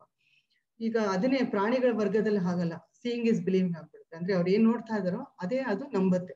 ನಮ್ಗೆ ಹಂಗಲ್ಲ, ನಾವು ಅದು ಕ್ಯಾಪ್ಚರ್ ಮಾಡಿದ್ರು ಕೂಡ ನಮ್ಮ ಒಂದು ಬುದ್ಧಿ ಅದನ್ನ ಹೇಳುತ್ತೆ. ಸೊ ಇಲ್ಲಿ ಕೃಷ್ಣ ನಮ್ಗೆ ಜ್ಞಾನ ಚಕ್ಷು ಕೊಟ್ಟಿದ್ದಾನೆ. ನಮ್ಗೆ ಜ್ಞಾನ ಇದೆ. ಆವಾಗ ಈ ಒಂದು ಡೆಡ್ ಬಾಡಿ ಅಂದ್ರೆ ಏನು, ಒಂದು ಲಿವಿಂಗ್ ಇರೋದೇನೋ, ಯಾರು ಕಷ್ಟಪಡ್ತಾ ಇದಾರೆ, ಯಾಕೆ ಕಷ್ಟಪಡ್ತಾ ಇದಾರೆ, ಸೊ ಇದನ್ನೆಲ್ಲ ನಮ್ಗೆ ಇದ್ರ ಬಗ್ಗೆ ಚಿಂತೆ ಮಾಡೋ ಒಂದು, ಇದ್ರ ಬಗ್ಗೆ ತಿಳ್ಕೊಳ್ಳುವಂತ ಒಂದು ಜ್ಞಾನ ನಮ್ಗೆ ಜ್ಞಾನ ಚಕ್ಷು ಭಗವಂತ ಕೊಟ್ಟಿದ್ದಾನೆ. ಅದನ್ನ ನಾವು ಉಪಯೋಗ ಮಾಡ್ಬೇಕು ಎನ್ನುವ ಮಾತು, ಜ್ಞಾನ ಚಕ್ಷುಷಃ ಎನ್ನುವ ಮಾತು ಬಹು ಮಹತ್ವವಾದದ್ದು. ಜೀವಿಯು ಅವನ ಈಗಿನ ದೇಹವನ್ನು ಹೇಗೆ ಬಿಡುತ್ತಾನೆ, ಮುಂದಿನ ಜನ್ಮದಲ್ಲಿ ಅವನು ಯಾವ ದೇಹ ರೂಪವನ್ನು ಪಡೆಯುತ್ತಾನೆ, ಅವನು ನಿರ್ದಿಷ್ಟ ದೇಹದಲ್ಲಿ ಏಕೆ ವಾಸಿಸುತ್ತಿದ್ದಾನೆ, ಇದನ್ನೆಲ್ಲ ಜ್ಞಾನವಿಲ್ಲದೆ ಮನುಷ್ಯನು ತಿಳಿದುಕೊಳ್ಳಲ್ಲ ಅಲ್ವಾ. ಸೊ ಇದಕ್ಕೆ ನಾವು ಯಾವಾಗ್ಲೂ ಭಗವದ್ಗೀತೆ ಬಗ್ಗೆ ಜ್ಞಾನ, ಇದು ಎಲ್ಲರೂ ಏನ್ ಅನ್ಕೊಂಡಿದ್ದಾರೆ ಅಂದ್ರೆ, ಇದೆಲ್ಲ ವಯಸ್ಸಾದ್ಮೇಲೆ ಏನು ಕೆಲ್ಸ ಇಲ್ಲ, ಅಥವಾ ಸಾಕಪ್ಪ ಏನೋ ನಮ್ ಮುಂದಕ್ಕೆ ಏನೋ ಇಲ್ಲ ಅನ್ನೋವಾಗ ಈ ಭಗವದ್ಗೀತೆ ಓದ್ಬೇಕು, ಈ ಆಧ್ಯಾತ್ಮಿಕತೆ ಕಡೆಗೆ ಒಲವು ಅವಾಗ ಬರ್ಬೇಕು ಅಂತ. ಖಂಡಿತ ಅಲ್ಲ. ಇದು ಸಣ್ಣ ಮಕ್ಕಳಿಂದಾನೇ ಇದನ್ನೆಲ್ಲ ನಾವು ತಿಳ್ಕೊಂಡ್ ಬಂದಾಗ ಈ ಒಂದು ಭಗವದ್ಗೀತೆಯಲ್ಲಿ ಪ್ರತಿಯೊಂದು ಪ್ರಶ್ನೆಗೂ ಇದರಲ್ಲಿ ಉತ್ತರ ಇದೆ. ಸೊ ನಾವು ಈ ಜ್ಞಾನ ಪಡ್ಕೊಂಡ್ ಬಂದಾಗ ನಮ್ಗೆ ದಿನನಿತ್ಯ ಜೀವನದಲ್ಲಿ ನಮ್ಗೆ ಏನೇನು ಬೇಕೋ ಅದಕ್ಕೆಲ್ಲ ನಮ್ಗೆ ಇದರಲ್ಲಿ ಉತ್ತರ ಸಿಗುತ್ತೆ. ಮತ್ತೆ ನಮ್ಗೆ ಈ ಜ್ಞಾನ ಅವ್ರ ಅದಕ್ಕೆ ಸಶಸ್ತ್ರರಾಗಿರಿ ಅಂತ ಪ್ರಭುಪಾದರು ಹೇಳ್ತಾರೆ. ಸದಾ ಜ್ಞಾನದಲ್ಲಿ ನಾವು we have to be ready with the weapons. ನಾವು ಆ ಒಂದು ವೆಪನ್ಸ್ ಎಲ್ಲ ರೆಡಿ ಇಟ್ಕೊಂಡಾಗ ನಮ್ಗೆ ಯಾವ್ಯಾವಾಗ ನಮ್ಗೆ ಬರುತ್ತೋ ಪ್ರಾಬ್ಲಮ್, ಆ ಒಂದು ಇದ್ರಲ್ಲಿ ನಾವು ಅದನ್ನ ಕತ್ತರಿಸಿ ಹಾಕ್ತಾ ಬರಬಹುದು. ಸೊ ಇದೆಲ್ಲ ಸಾಧ್ಯವಾಗುವುದು ಬೈ ಟೇಕಿಂಗ್ ಶೆಲ್ಟರ್. ನಾವು ಭಗವಂತನ ಒಂದು ಈ ಒಂದು ಜ್ಞಾನದ ಇದ್ರೆ ನಾವು ಆಶ್ರಯ ಪಡಿಬೇಕು. ಯಾವಾಗ ನಾವು ಜ್ಞಾನಕ್ಕೆ ನಾವು ಪಡಿತೀವೋ, ನಾವು ಸುಲಭವಾಗಿ ಕೃಷ್ಣನಿಗೆ ನಮ್ಮನ್ನ ನಾವು ಅರ್ಪಿಸ್ಕೊಳ್ತೀವಿ. ಈ ಜ್ಞಾನವನ್ನು ಜನಸಾಮಾನ್ಯಕ್ಕೆ ಕೊಡಲು ಸಾಧ್ಯವಾದಷ್ಟು ಪ್ರಯತ್ನಿಸುತ್ತಾರೆ, ಏಕೆಂದರೆ ಅವರ ಬದ್ಧ ಜೀವನವು ಬಹು ಕಷ್ಟಮಯವಾದದ್ದು. ಅವರು ಆದದ್ರಿಂದ ಹೊರಗೆ ಬರಬೇಕು, ಕೃಷ್ಣ ಪ್ರಜ್ಞೆಯುಳ್ಳವರಾಗಬೇಕು ಮತ್ತು ತಾವು ಆಧ್ಯಾತ್ಮಿಕ ಜಗತ್ತಿಗೆ ಹೋಗಲು ಸಾಧ್ಯವಾಗುವಂತೆ ಮುಕ್ತರಾಗಬೇಕು. ಸೊ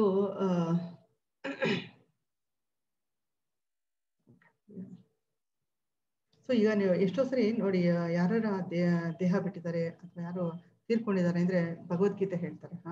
ಅಲ್ಲಿ ಹೋಗಿ 4ನೇ ಅಧ್ಯಾಯ ಅದನ್ನೆಲ್ಲ ಓದಿ ಅಲ್ಲಿ ಮಾಡ್ತಾರೆ. ಅಲ್ಲಿ ಹೋಗಿ ಆತರ ಮಾಡಿದಾಗ ದೇಹಕ್ಕೆ ಏನಾರು ಆಗತ್ತಾ? ಇಲ್ಲ. ಅಲ್ಲಿ ಬಂದಿರೋಂಥ ಜನಗಳಿಗೂ ಕೂಡ ಆ ಒಂದು ವ್ಯಥೆ ಇರುತ್ತೆ, ಕೆಲವರಿಗೆ ದುಃಖ ಇರುತ್ತೆ. ಅದು ಒಂಥರ ಸರಿಯಾದ ಸಮಯ.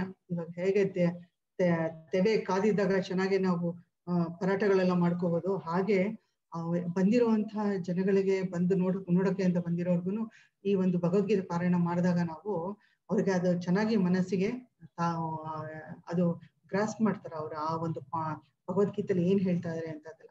ಮತ್ತೆ ಅಲ್ಲಿ ಆ ಒಂದು ದೇಹ ತ್ಯಾಗ ಮಾಡಿರೋ ಆತ್ಮಕ್ಕೂ ಇದು ಒಂದು ಒಳ್ಳೆ ಊಟ. ಇದು ಅಂದ್ರೆ ಎಲ್ಲಾ ಈ ಭಗವದ್ಗೀತೆ ಶ್ಲೋಕಗಳ ಉಚ್ಚಾರಣೆ ಮಾಡಿ ಇದು ಮಾಡಿದಾಗ ಆತ್ಮಕ್ಕೆ ತುಂಬಾ ಅದು ಒಳ್ಳೆಯದಾಗತ್ತೆ, ಒಂದು ಒಳ್ಳೆ ಸದ್ಗತಿ ಸಿಗುತ್ತೆ. ಮತ್ತೆ ಕೃಷ್ಣನ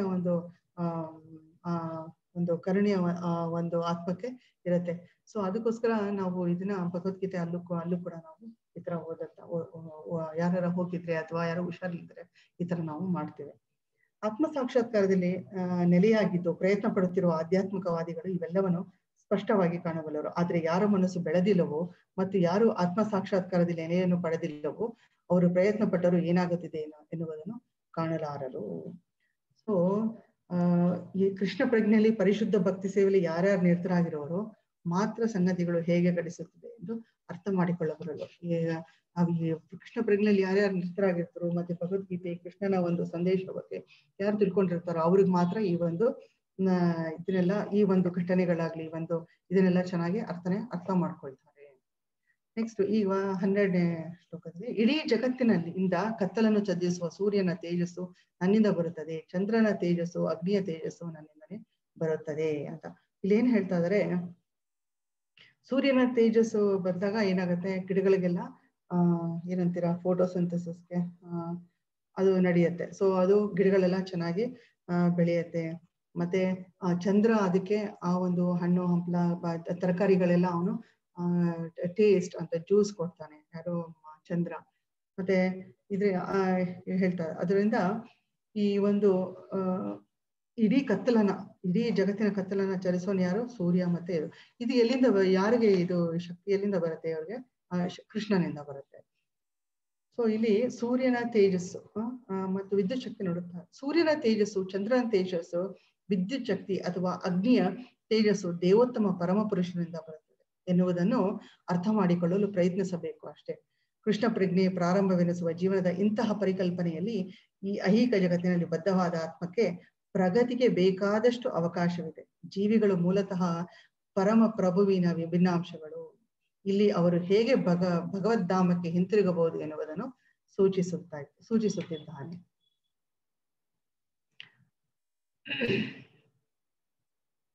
ಅವನ ಕರುಣೆ ಇಲ್ಲದೆ ಸೂರ್ಯನಿರುವಂತಿಲ್ಲ, ಅವನ ಕರುಣೆ ಇಲ್ಲದೆ ಚಂದ್ರನಿರುವಂತಿಲ್ಲ, ಮತ್ತು ಅವನ ಕರುಣೆ ಇಲ್ಲದೆ ಅಗ್ನಿಯೂ ಇರುವಂತಿಲ್ಲ. ಹಾಗೆ ಸೂರ್ಯ, ಚಂದ್ರ ಮತ್ತು ಅಗ್ನಿಗಳ ಸಹಾಯವಿಲ್ಲದೆ ಯಾರೂ ಬದುಕಲು ಸಾಧ್ಯವಿಲ್ಲ. ಬದ್ಧ ಆತ್ಮನಲ್ಲಿ ಕೃಷ್ಣ ಪ್ರಜ್ಞೆಯನ್ನು ಜಾಗೃತಗೊಳಿಸುವುದು ಕೆಲವು ವಿಚಾರಗಳು ಇವು. ಸೊ ನೆಕ್ಸ್ಟ್ 13ನೇ ಶ್ಲೋಕಕ್ಕೆ ಹೋಗೋಣ.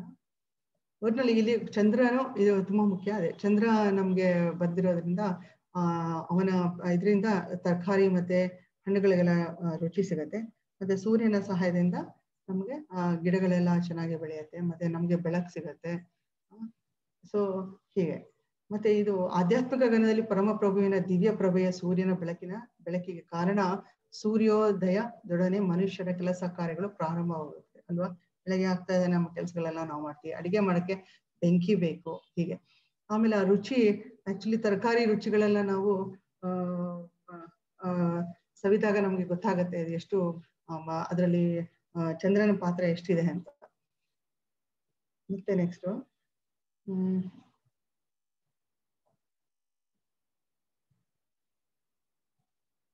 ನಾವು ಪ್ರತಿಯೊಂದು ಲೋಕವನ್ನು ಪ್ರವೇಶಿಸುತ್ತೇನೆ ಮತ್ತು ನನ್ನ ಶಕ್ತಿಯಿಂದ ಅವು ತಮ್ಮ ಪಥದಲ್ಲಿ ಉಳಿಯುತ್ತವೆ. ನಾನು ಚಂದ್ರನಾಗುತ್ತೇನೆ ಮತ್ತು ಹಾಗೆ ಎಲ್ಲಾ ತರಕಾರಿಗಳೇ ಜೀವರಸನವನ್ನು ಕೊಂಡೀಡುತ್ತೇನೆ. ಸೊ ಅಲ್ಲಿ ನೋಡ್ತಾ ಇದ್ರ ಚಿತ್ರದಲ್ಲಿ ಗ್ರಹಗಳು ಕಕ್ಷೆಯಲ್ಲಿ ಉಳಿಯುತ್ತದೆ ಅಂತ. ಅದು ಹೇಗೆ ನೋಡಿ, ಯಾವುದು ಕೃಷ್ಣ ಪ್ರತಿಯೊಂದನ್ನು ಹಿಡಿದಿಟ್ಟಿರ್ತಾನೆ ಅವನ ಶಕ್ತಿಯಿಂದ. ಅವನು ಯಾವುದು ಅದು ರಿವಾಲ್ವ್ ಆಗೋದು ಎಲ್ಲ ಸರಿಯಾದ ಸಮಯದಲ್ಲಿ ಆಗತ್ತೆ.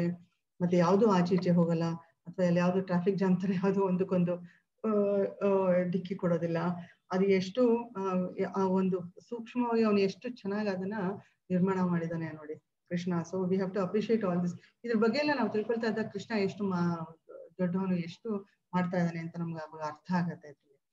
ನಾನು ಸೊ ಇಲ್ಲಿ ಏನ್ ಹೇಳ್ತಾರೆ, ಇನ್ನೊಂದು ಏನ್ ಹೇಳ್ತಾರೆ ಅಂದ್ರೆ ಎಲ್ಲಾ ಲೋಕಗಳು ಪ್ರಭುವಿನ ಶಕ್ತಿಯಿಂದಲೇ ಗಾಳಿಯಲ್ಲಿ ತೇಲುತ್ತೇವೆ ಅಂತ ತಿಳಿಯುತ್ತೆ. ಪ್ರಭುವು ಪ್ರತಿಯೊಂದು ಅಣುವಿನಲ್ಲೂ ಪ್ರತಿಯೊಂದು ಲೋಕದಲ್ಲಿ ಮತ್ತು ಪ್ರತಿಯೊಬ್ಬ ಜೀವಿಯಲ್ಲಿ ಪ್ರವೇಶಿಸುತ್ತಾನೆ. ಇದನ್ನು ಬ್ರಹ್ಮ ಸಂಹಿತ ಅಂತಿದೆ, ಅದರಲ್ಲಿ ಇದನ್ನ ಹೇಳಿದ್ದಾರೆ. ದೇವೋತ್ತಮ ಪರಮ ಪುರುಷನಾದ ಪರಮಾತ್ಮನ ಒಂದು ಪೂರ್ಣ ಭಾಗವು ಲೋಕವನ್ನು, ವಿಶ್ವವನ್ನು, ಜೀವಿಯನ್ನು ಮತ್ತು ಅಣುವನ್ನು ಸಹ ಪ್ರವೇಶಿಸುತ್ತದೆ. ನಾ ಆಗ್ಲೇ ಹೇಳಿದ ಹಾಗೆ ಗರ್ಭೋದಕ ಶಾಹಿ ವಿಷ್ಣು ಅಂತ ಹೇಳಿದ್ರೆ ಅವರು ಪ್ರತಿಯೊಂದು ಇದು ಯೂನಿವರ್ಸ್ಗೂ ಹೋಗ್ತಾನೆ, ಬ್ರಹ್ಮಾಂಡದಲ್ಲಿ ಇರ್ತಾನೆ. ಮತ್ತೆ ಪ್ರತಿಯೊಂದು ಜೀವ ರಾಶಿ ಇದೆ, ಅಂದ್ರೆ ಪ್ರತಿಯೊಂದು ಜೀವಾತ್ಮದಲ್ಲೂ ಪರಮಾತ್ಮನಾಗಿ ಕ್ಷೀರೋದಕ ಶಾಹಿ ವಿಷ್ಣು ಇರ್ತಾನೆ.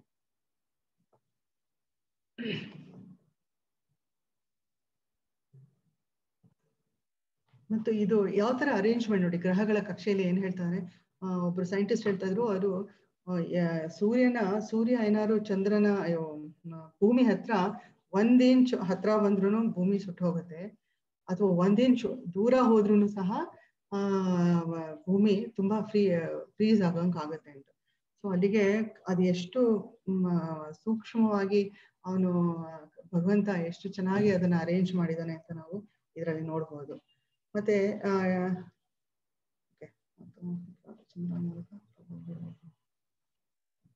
ನೆಕ್ಸ್ಟ್ ಶರೀರ ವಿಜ್ಞಾನ 14ನೇ ಶ್ಲೋಕ. ಇವಾಗ ನಾವು ಹೇಳಿದ್ದು ಭೂಮಿಯ ಬಗ್ಗೆ ಮೇಲೆ ಇರುವ ಇದು. ನೆಕ್ಸ್ಟ್ ಶರೀರ ವಿಜ್ಞಾನ ಅಂತ ಅಲ್ಲಿ ಏನ್ ಹೇಳ್ತಾರೆ ಅಂದ್ರೆ, ಎಲ್ಲಾ ಜೀವಿಗಳ ದೇಹಗಳಲ್ಲಿ ಜಠರಾಗ್ನಿ ನಾನು, ದೇಹದಿಂದ ಹೊರಕ್ಕೆ ಹೋಗುವ ಮತ್ತು ಒಳಕ್ಕೆ ಬರುವ ಪ್ರಾಣವಾಯುವಿನೊಂದಿಗೆ ಸೇರಿ ನಾನು 4 ವಿಧವಾದ ಆಹಾರವನ್ನು ಜೀರ್ಣ ಮಾಡುತ್ತೇನೆ. ಸೊ ನಾವೇನೇನೋ ತಿಂತಾ ಇದೀವಿ ಊಟ. ಕೃಷ್ಣ ಏನೇನ್ ಹೇಳಿದನೋ ಶಾಸ್ತ್ರಗಳಲ್ಲಿ ಹೇಳಿರೋದ್ ಬಿಟ್ಟು ಎಲ್ಲಾ ತರ ಸೇವನೆ ಮಾಡಿದ್ನು ಪಾಪ ಕೃಷ್ಣ ಏನ್ ಮಾಡ್ತಾನೆ, ನಮ್ಗೆ ಊಟನೂ ದೊರಕಿಸ್ಕೊಡ್ತಾನೆ, ಬೆಳಕು ಗಾಳಿ ನೀರು ಎಲ್ಲಾ ಕೊಟ್ಟು ಎಲ್ಲಾ ತರ ನೋಡ್ಕೊಂಡು ಕೊನೆಗೆ ನಮ್ಮಲ್ಲಿ ಊಟ ಮಾಡಿದ್ದನ್ನ ಜೀರ್ಣ ಮಾಡೋದನ್ನು ಯಾರು ಕೃಷ್ಣನೇ. ವೈಶ್ವಾನರು ಅಂತ ಹೇಳ್ತಾರೆ ಅವನ ಹೆಸರು. ಸೊ ಅದನ್ನ ಬೃಹದಾರಣ್ಯ ಉಪನಿಷತ್ತಲ್ಲಿ ಹೇಳಿದ್ದಾರೆ. ಸೊ ಅದನ್ನ ನಾವು ಇಲ್ಲಿ ಓದ್ತೀನಿ. ಈ ಅಗ್ನಿಯು ದೇವೋತ್ತಮ ಪರಮ ಪುರುಷನ ಪ್ರತಿನಿಧಿ, ಪರಮಪ್ರಭು ಅಥವಾ ಬ್ರಹ್ಮನ್ ಅಗ್ನಿಯ ರೂಪದಲ್ಲಿ ಹೊಟ್ಟೆಯೊಳಗಿದ್ದಾನೆ. ಎಲ್ಲಾ ಬಗೆಯ ಆಹಾರವನ್ನು ಜೀರ್ಣ ಮಾಡುತ್ತಾನೆ. ಆಮೇಲೆ ಅವನು ಎಲ್ಲಾ ಬಗೆಯ ಆಹಾರವನ್ನು ಅರಗಿಸಿಕೊಳ್ಳಲು ನೆರವಾಗುವುದರಿಂದ ಜೀವಿಯು ಆಹಾರವನ್ನು ತೆಗೆದುಕೊಳ್ಳುವ ಪ್ರಕ್ರಿಯೆಯಲ್ಲಿ ಸ್ವತಂತ್ರನಲ್ಲ. ಜೀರ್ಣವಾಗಲು ಪರಮಪ್ರಭುವು ಸಹಾಯ ಮಾಡದಿದ್ದರೆ ಆಹಾರ ಸೇವನೆ ಸಾಧ್ಯವಿಲ್ಲ. ನೋಡಿ ಎಷ್ಟು ಗ್ರೇಟ್ ಕೃಷ್ಣ.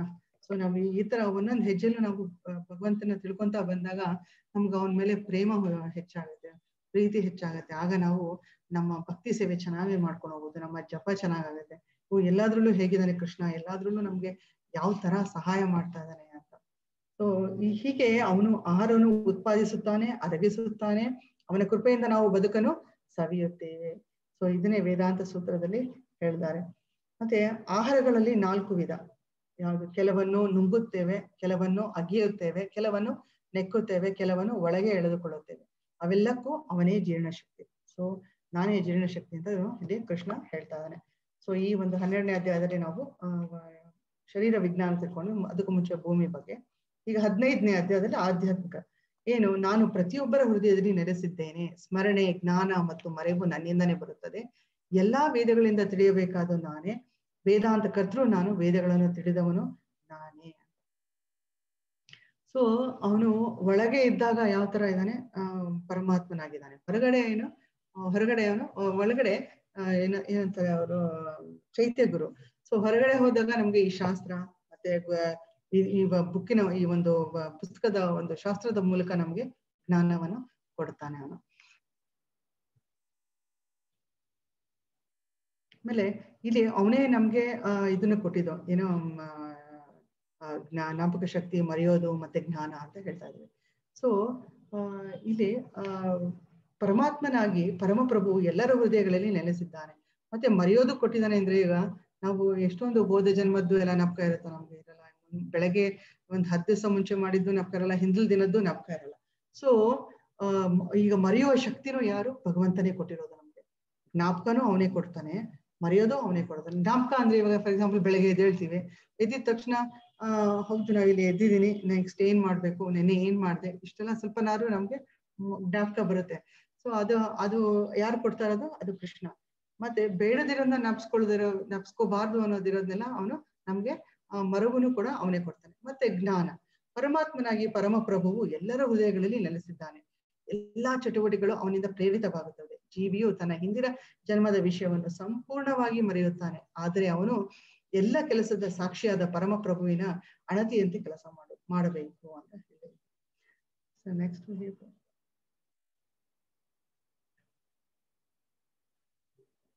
ಆಮೇಲೆ ಪರಮಪ್ರಭುವು ಎಷ್ಟು ಪೂರ್ಣನೆಂದರೆ ಬದ್ಧ ಆತ್ಮದ ಬಿಡುಗಡೆಗಾಗಿ ಅವನೇ ಆಹಾರವನ್ನು ನೀಡಿ ಜೀರ್ಣಗೊಳಿಸುತ್ತಾನೆ.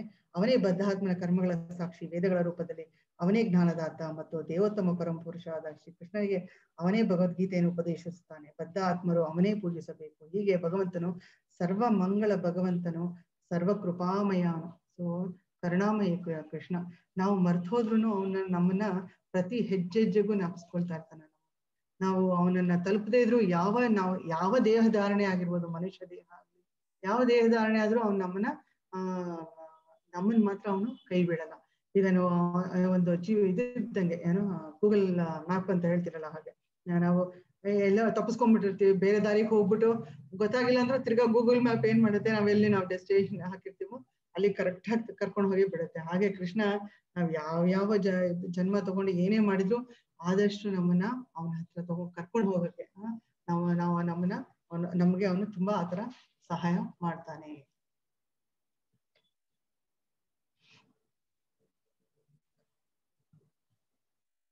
ನೆಕ್ಸ್ಟ್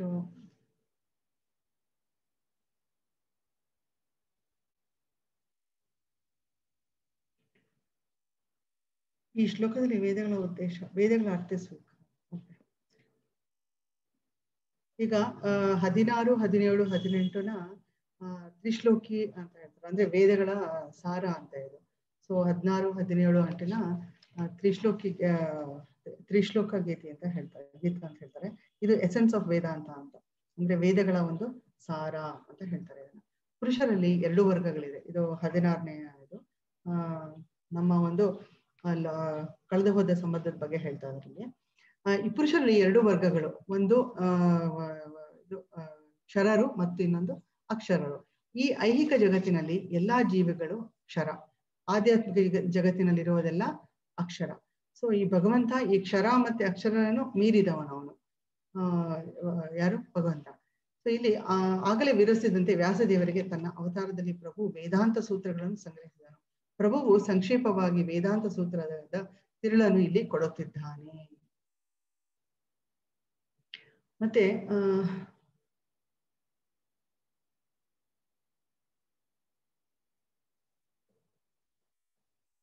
ನೆಕ್ಸ್ಟ್ ಇಲ್ಲಿ ನಾವು ಇಲ್ಲಿ 6 ಐಹಿಕ ಜಗತ್ತಿನಲ್ಲಿ ಜೀವಿಯು 6 ಬದಲಾವಣೆಗಳನ್ನು ಹೊಂದುತ್ತಾನೆ.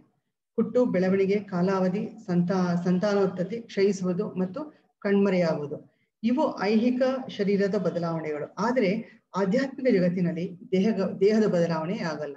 ಅಲ್ಲಿ ಅದಕ್ಕೆ ಮುಪ್ಪಿಲ್ಲ, ಹುಟ್ಟಿಲ್ಲ, ಸಾವಿಲ್ಲ, ಅಲ್ಲಿ ಎಲ್ಲವೂ ಏಕತೆಯಲ್ಲಿರುತ್ತದೆ. ಸೊ ಇಲ್ಲಿ ನಾವು ಈ ಒಂದು ಕರ್ಮದ ಒಂದು ಏನೇ ರೂಲ್ಸ್ ಇರ್ಬೋದು ಅಥವಾ ಇವ ಯಾವ್ದಿದ್ರು ಒಂದೊಂದು ಗ್ರಹಗಳಿಗೆ ಒಂದೊಂದು. ಈಗ ನಾವಿಲ್ಲಿ ಭೌತಿಕ ಪ್ರಪಂಚದಲ್ಲಿ ನಮ್ಗೆ ಈ ತರ ಆಗತ್ತೆ, ಯಾವುದು ಹುಟ್ಟುತ್ತೇವೆ, ಬೆಳವಣಿಗೆ ಆಗುತ್ತೆ, ಕಾಲಾವಧಿ ಇರುತ್ತೆ, ಸಂತಾನೋತ್ಪತ್ತಿ ಆಗುತ್ತೆ, ಮತ್ತೆ ನಮ್ಮ ಒಂದು ಆಯಸ್ಸು ಎಲ್ಲ ಬೇರೆ ತರ. ಅದೇ ದೇವತೆಗಳಿಗೆ ಹೋದಾಗ ಇಂದ್ರನಿಗೆ ಹೋದ್ರೆ ಅವನ ಲೋಕದಲ್ಲಿ ಅವನು 10,000 ವರ್ಷ ಬದುಕ್ತಾನೆ. ಅಂದ್ರೆ ಆ ಲೆಕ್ಕನೇ ಬೇರೆ. ಅವರು ಮತ್ತೆ ಅವ್ರಿಗೆ ಏನು ಹುಟ್ಟೋದು ಮತ್ತೆ ಸಾಯೋದು, ಮಧ್ಯ ಯಾವುದು ಬರಲ್ಲ, ವೃದ್ಧಾಪ್ಯ ಅದೇನು ಬರೋದಿಲ್ಲ. ಮತ್ತೆ ಅವರಿಗೆ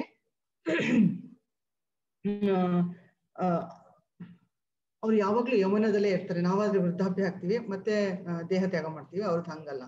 ಸೊ ಒಂದೊಂದು ಗ್ರಹದಲ್ಲೂ ಒಂದೊಂದು ತರ ಇರುತ್ತೆ. ಸೊ ಅವರೆಲ್ಲರೂ ಕ್ಷರರು, ಆದ್ರೆ ಆಧ್ಯಾತ್ಮಿಕ ಜಗತ್ತಿನಲ್ಲಿ ಅವರೆಲ್ಲರೂ ಏಕತ್ವದಲ್ಲಿ ಮುಕ್ತರಾದವರು. ನೆಕ್ಸ್ಟ್ ಮುಂದಿನ ಶ್ಲೋಕಕ್ಕೆ ಹೋಗೋಣ. ಇವರಿಬ್ಬರಲ್ಲದೆ ಅತ್ಯುತ್ತಮವಾದ ಜೀವಂತ ವ್ಯಕ್ತಿಯಾದ ಪರಮಾತ್ಮನು ಸ್ವತಃ ಅವಿನಾಶಿ. ಅವನು 3 ಜಗತ್ತುಗಳನ್ನು ಪ್ರವೇಶಿಸಿದ್ದಾನೆ ಮತ್ತು ಅವುಗಳನ್ನು ಪಾಲಿಸುತ್ತಿದ್ದಾನೆ. ನೆಕ್ಸ್ಟ್ 18 ಕೃಷ್ಣ ನಾನೇ ಇದು ಅಂತ ಹೇಳ್ತಾನೆ, ಸುಪ್ರೀಂ ಮತ್ತೆ ಮ್ಯಾನಿಫೆಸ್ಟರ್ ಅಂತ. ಇಲ್ಲಿ ಪರಮಾತ್ಮದ ಬಗ್ಗೆ ಹೇಳಿದ್ರು. ಇಲ್ಲಿ ಇವಾಗ 18ನೇ ಶ್ಲೋಕದಲ್ಲಿ ಏನ್ ಹೇಳ್ತಾರೆ, ನಾನು ಕ್ಷರ ಮತ್ತು ಅಕ್ಷರಗಳಿಗೆ ಅತೀತನು ಮತ್ತು ಅತ್ಯುತ್ತಮನು. ಆದುದರಿಂದ ಪ್ರಪಂಚವು ವೇದಗಳು ಪುರುಷೋತ್ತಮನೆಂದು ನನ್ನನ್ನು ಪ್ರಾರ್ಥನೆ ಮಾಡುತ್ತದೆ. ಸೊ ಈ ಪುರುಷೋತ್ತಮ ಅಂತ ನನ್ನನ್ನೇ ಪುರುಷೋತ್ತಮ ಅಂತ ಹೇಳಿ ಪ್ರಾರ್ಥನೆ ಮಾಡ್ತಾರೆ ಅಂತ ಇದರಲ್ಲಿ ಹೇಳ್ತಾ ಇದ್ದಾರೆ. ಪುರುಷೋತ್ತಮನಿಗೆ ಪರಮಾತ್ಮನಾಗಿ ಒಂದು ಸ್ಥಳೀಯ ಲಕ್ಷಣವಿದೆ. ಸತ್ಯವತಿ ಮತ್ತು ಪರಾಶರ ಮುನಿಗಳ ಮಗನಾಗಿ ಅವತರಿಸಿ ವ್ಯಾಸದೇವರಾಗಿ ಅವರು ವೇದ ಜ್ಞಾನವನ್ನು ವಿವರಿಸುತ್ತಾನೆ. ದೇವೋತ್ತಮ ಪರಮ ಪುರುಷನಾದ ಕೃಷ್ಣನನ್ನು ಬದ್ಧ ಆತ್ಮನಾಗಲಿ ಮುಕ್ತ ಆತ್ಮನಾಗಲಿ ಮೀರಲಾರರು. ಆದುದರಿಂದ ಅವನು ಪುರುಷೋತ್ತಮನು. ಅವನನ್ನು ಯಾಕೆ ಪುರುಷೋತ್ತಮ ಅಂತ ಹೇಳ್ತಾರೆ? ಇದಕ್ಕೆ ಜೀವಿಗಳು ಮತ್ತು ದೇವೋತ್ತಮ ಪರಮ ಪುರುಷನ ವ್ಯಕ್ತಿಗಳು ಎನ್ನುವುದು ಈಗ ಸ್ಪಷ್ಟವಾಗಿದೆ. ಆದರೆ ವ್ಯತ್ಯಾಸವೇನೆಂದರೆ ಬದ್ಧ ಸ್ಥಿತಿಯಲ್ಲಿ ಮುಕ್ತ ಸ್ಥಿತಿಯಲ್ಲಾಗಲಿ ಪ್ರಮಾಣದಲ್ಲಾಗಲಿ ಜೀವಿಗಳು ದೇವೋತ್ತಮ ಪರಮ ಪುರುಷನ ಊಹಾತೀತವಾದ ಶಕ್ತಿಗಳನ್ನು ಮೀರಿಸಲಾರರು.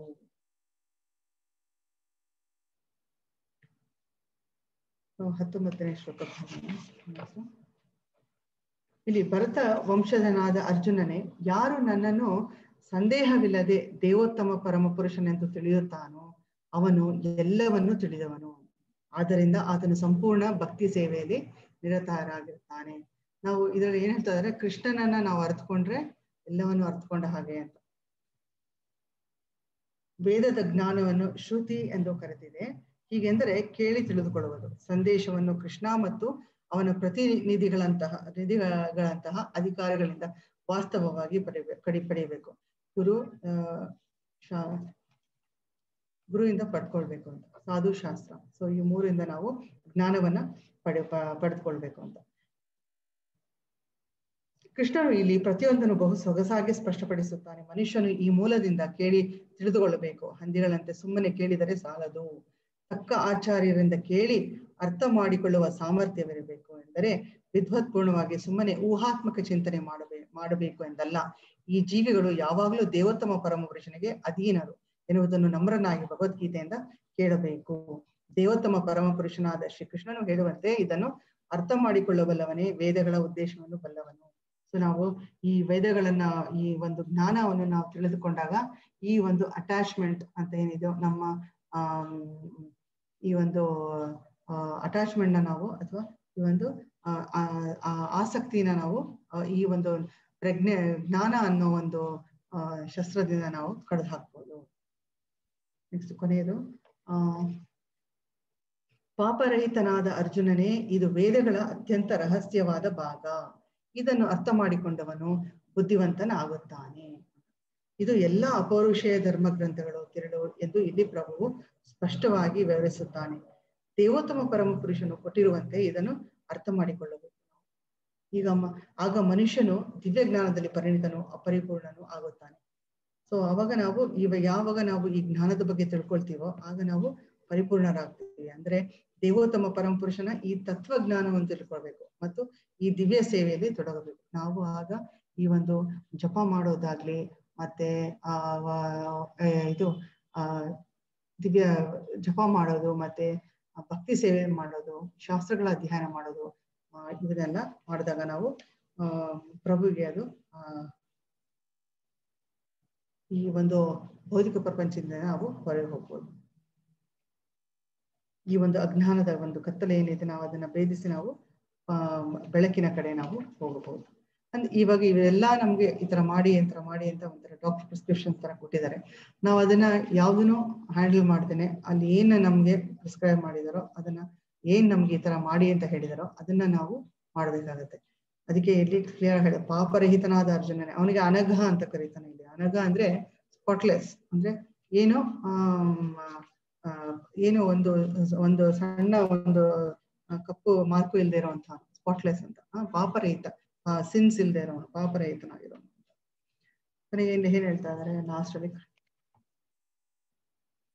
ಪ್ರಭುವನ್ನು ಭಕ್ತಿ ಸೇವೆಯ ಪರಮಪ್ರಭುವಿನ ಅಂತರಂಗ ಶಕ್ತಿಯಲ್ಲಿ ನಡೆಯುತ್ತದೆ. ಪ್ರಭುವನ್ನು ಸೂರ್ಯ ಎನ್ನುತ್ತಾರೆ, ಅಜ್ಞಾನವನ್ನು ಕತ್ತಲು ಅಂತ ಹೇಳ್ತಾರೆ. ಸೊ ಸೂರ್ಯನಿಂದ ಕತ್ತಲೆಯ ಪ್ರಶ್ನೆ ಇಲ್ಲ. ಸೂರ್ಯ ಇದ್ದ ಬೆಳಕಿದ್ರೆ ಕತ್ಲೆ ಇರಕ್ ಸಾಧ್ಯನೇ ಇಲ್ಲ. ಕತ್ಲೆ ಒಂದು ಸಣ್ಣ ನೀವು ಒಂದು ಕಡ್ಡಿಗಿರಿದ್ರು ಆಯ್ತು, ಸ್ವಲ್ಪ ಪ್ರಕಾಶವಾಗ್ಬಿಡುತ್ತೆ.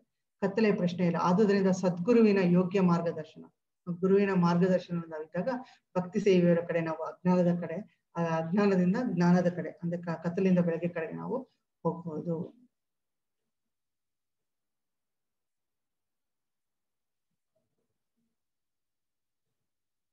ಪೂರ್ಣ ಕೃಷ್ಣ ಪ್ರಜ್ಞೆಯಲ್ಲಿ ಪರಿಶುದ್ಧ ಭಕ್ತರ ಸಹವಾಸದಲ್ಲಿ ಭಕ್ತಿ ಸೇವೆಯನ್ನು ಮಾಡುತ್ತಿರುವ ಕೆಲವು ಅಂಶಗಳನ್ನು ಸಂಪೂರ್ಣವಾಗಿ ಗೆಲ್ಲುವುದು ಅಗತ್ಯ. ಬಹು ಮುಖ್ಯವಾದ ಸಂಗತಿ ಅಂದ್ರೆ ಮನುಷ್ಯನು ಹೃದಯ ದೌರ್ಬಲ್ಯವನ್ನು ಗೆಲ್ಲಬೇಕು. ಐಹಿಕ ಪ್ರಕೃತಿಯ ಮೇಲೆ ಯಜಮಾನಿಕೆ ನಡೆಸುವ ಬಯಕೆ, ನಾವು ಲಾರ್ಡಿಂಗ್ ಓವರ್ ದ ನೇಚರ್ ಅಂತ ಹೇಳ್ತೀವಲ್ಲ, ನಾವು ಯಾವ್ದನ್ನ ನೋಡಿದ್ರು ನಾನ್ ಆಳ್ಬೇಕು, ನಾನ್ ನಡೆಸ್ಬೇಕು, ಅಥವಾ ನಾನ್ ಬಾಸ್ ಆಗಿರ್ಬೇಕು, ಆತರ ಆ ಒಂದು ಗುಣನ ನಾವು ಕಮ್ಮಿ ಮಾಡ್ಕೋಬೇಕು ಅಥವಾ ತೆಗೆದು ಹಾಕ್ಬೇಕು. ಅದನ್ನ ಐಹಿಕ ಪ್ರಕೃತಿಯ ಮೇಲೆ ಯಜಮಾನಿಕೆ ನಡೆಸ್ತೀವಿ ನಾವು, ಅದನ್ನ ನಾವು ಮೊದಲನೇ ಪತನವಾಗುತ್ತೇವೆ. ಇದರಿಂದ ಮನುಷ್ಯನು ಪರಮಪ್ರಭುವಿನ ಪ್ರೇಮ ಪೂರ್ವಕ ದಿವ್ಯ ಸೇವೆಯನ್ನು ಬಿಡುತ್ತಾನೆ. ಎರಡನೆಯ ಹೃದಯ ದೌರ್ಬಲ್ಯ ಮೊದಲನೇದದು. ಎರಡನೇ ದೌರ್ಬಲ್ಯವೆಂದರೆ ಐಹಿಕ ಪ್ರಕೃತಿಯ ಮೇಲೆ ಯಜಮಾನಿಕೆಯನ್ನು ನಡೆಸುವ ಪ್ರವೃತ್ತಿಯನ್ನು ಬೆಳೆಸಿಕೊಂಡಂತೆ ಮನುಷ್ಯನು ಜಡವಸ್ತುವಿನಲ್ಲಿ ಮತ್ತು ಅದರ ಕಲಿಕೆಯಲ್ಲಿ ಆಸಕ್ತಿ ಹೊಂದುತ್ತಾನೆ. ಸೊ ನಾವು ಆತರ ಪ್ರಭುತ್ವ ತೋರಿಸ್ತಾ ಇದ್ದಂಗೆ ನಮ್ಗೆ ಏನಾಗುತ್ತೆ, ತಿರ್ಗಾ ನಾವು ಈ ಒಂದು 3 ಗುಣಗಳಲ್ಲಿ ನಾವು ತಿರ್ಗಾ ಸಿಕ್ಕಾಕೊಳ್ತೀವಿ. ಸೊ ಅದಕ್ಕೆ ನಾವು ಅದನ್ನೆಲ್ಲ ಅದಕ್ಕೆ ಆಸಕ್ತಿ ಜಾಸ್ತಿ ವಹಿಸಬಾರ್ದು, ಅದನ್ನ ನಿರಾಸಕ್ತಿ ಹೊಂದ್ಕೋಬೇಕು ಅಂತ. ಐಹಿಕ ಅಸ್ತಿತ್ವದ ಸಮಸ್ಯೆಗಳಿಗೆ ಹೃದಯದ ಆ ದೌರ್ಬಲ್ಯಗಳೇ ಕಾರಣ. ಈ ಅಧ್ಯಾಯದಲ್ಲಿ ಮೊದಲು 5 ಶ್ಲೋಕಗಳು ಈ ಹೃದಯದ ದೌರ್ಬಲ್ಯಗಳಿಂದ ಬಿಡುಗಡೆ ಪಡೆಯುವ ಪ್ರಕ್ರಿಯೆಯನ್ನು ವರ್ಣಿಸುತ್ತವೆ. 6ನೇ ಶ್ಲೋಕದಿಂದ ಕೊನೆಯವರೆಗೂ ಅಧ್ಯಾಯದ ಭಾಗದ ಪುರುಷೋತ್ತಮ ಯೋಗವನ್ನು ಚರ್ಚಿಸುತ್ತದೆ. ಇಲ್ಲಿಗೆ ಈ ಒಂದು ಪುರುಷೋತ್ತಮ ಯೋಗ ಅನ್ನೋ 15ನೇ ಅಧ್ಯಾಯ ಸಂಪೂರ್ಣವಾಯಿತು. ಎಲ್ಲರಿಗೂ ಧನ್ಯವಾದ ಇಷ್ಟು ತನಕ ಕೇಳಿದ್ಕೆ. ಮತ್ತೆ ಇದರಲ್ಲಿ ಏನಾದ್ರು ನನ್ನ ಒಂದು ಹೇಳೋದ್ರಲ್ಲಿ ತಪ್ಪಾಗಿದ್ರೆ ಅದು ನನ್ನ ಕಡೆಯಿಂದ ಆಗಿರುವಂಥದ್ದು, ಅಥವಾ ನಿಮ್ಗೆಲ್ಲರಿಗೂ ಏನಾರು ಯಾವ್ದಾರ ರೀತಿಯಲ್ಲಿ ಒಳ್ಳೇದಾಗಿದ್ರೆ ಅದು ಆ ಶ್ರೇಯಸ್ಸು ನಮ್ಮ ಗುರುಗಳಿಗೆ ಹೋಗುತ್ತೆ. ಏನಾದ್ರು ಪ್ರಶ್ನೆ ಇದ್ರೆ ಕೇಳಿ, ಇಲ್ಲಾಂದ್ರೆ ಟೈಮ್ ಆಗಿದ್ರೆ ಅಂತ ಹೋಗ್ಬೋದು. ಹರೇ ಕೃಷ್ಣ.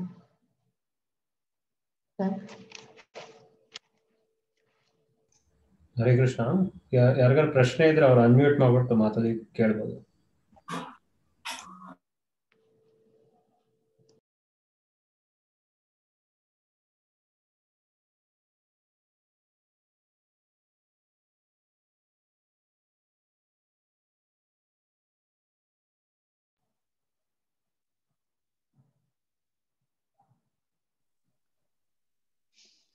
ಹರೇ ಕೃಷ್ಣ.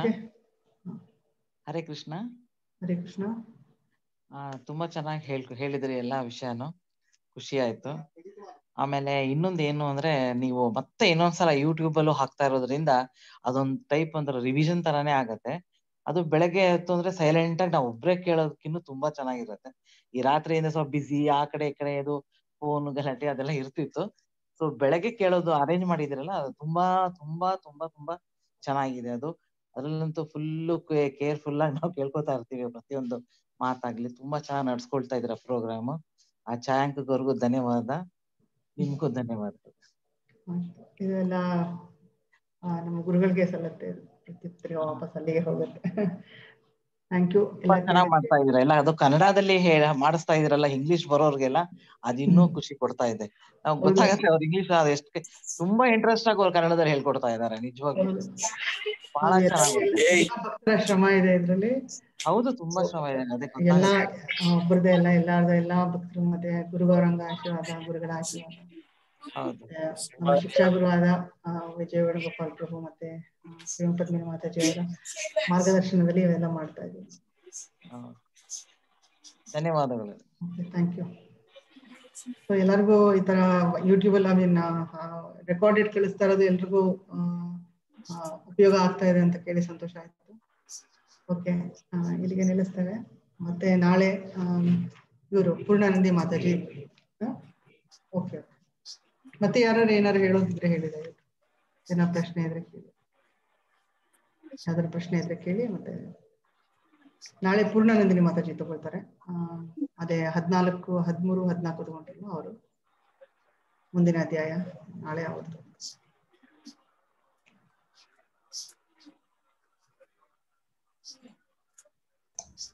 ಹರೇ ಕೃಷ್ಣ. ಇನ್ ಯಾರಿಗೂ ಪ್ರಶ್ನೆ ಇಲ್ಲ ಅಂದ್ರೆ ವಿ ಕ್ಯಾನ್ ಕ್ಲೋಸ್.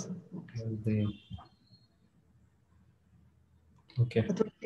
ಹಿರಿಯ ಭಕ್ತರಿದ್ದಾರೆ, ಅವರು ನನ್ನದೆಲ್ಲ ಏನಾದ್ರು ಹೇಳೋದಿದ್ರೆ ದಯವಿಟ್ಟು ಹೇಳೋದಿದ್ರೆ ಹೇಳಿ. ಹರೇ ಕೃಷ್ಣ. ಮಾತಾಜಿ ತುಂಬಾ ಚೆನ್ನಾಗಿತ್ತು. ಮಾತಾಜಿ ಚೆನ್ನಾಗಿ ಎಕ್ಸ್ಪ್ಲನೇಷನ್ ಮಾಡಿದ್ರಿ. ಧನ್ಯವಾದಗಳು. ಕೊನೆ ಒಂದು ಸ್ಲೈಡ್ ಅಲ್ಲಿ ಇದ್ರ ಹಿಂದಿನ ಸ್ಲೈಡ್ ಒಂದೇ ಇದಕ್ಕೆ ಮಹಾಮಂತ್ರ ಹಾಕಿದಾರೆ ನೋಡಿ, ಸನಾತನ ಅಧ್ಯಾಯ ಸಾಂಶ ಆಯ್ತು. ಇದೊಂದು ಶ್ಲೋಕ ಒಂದು ಹೇಳ್ಬೇಡ.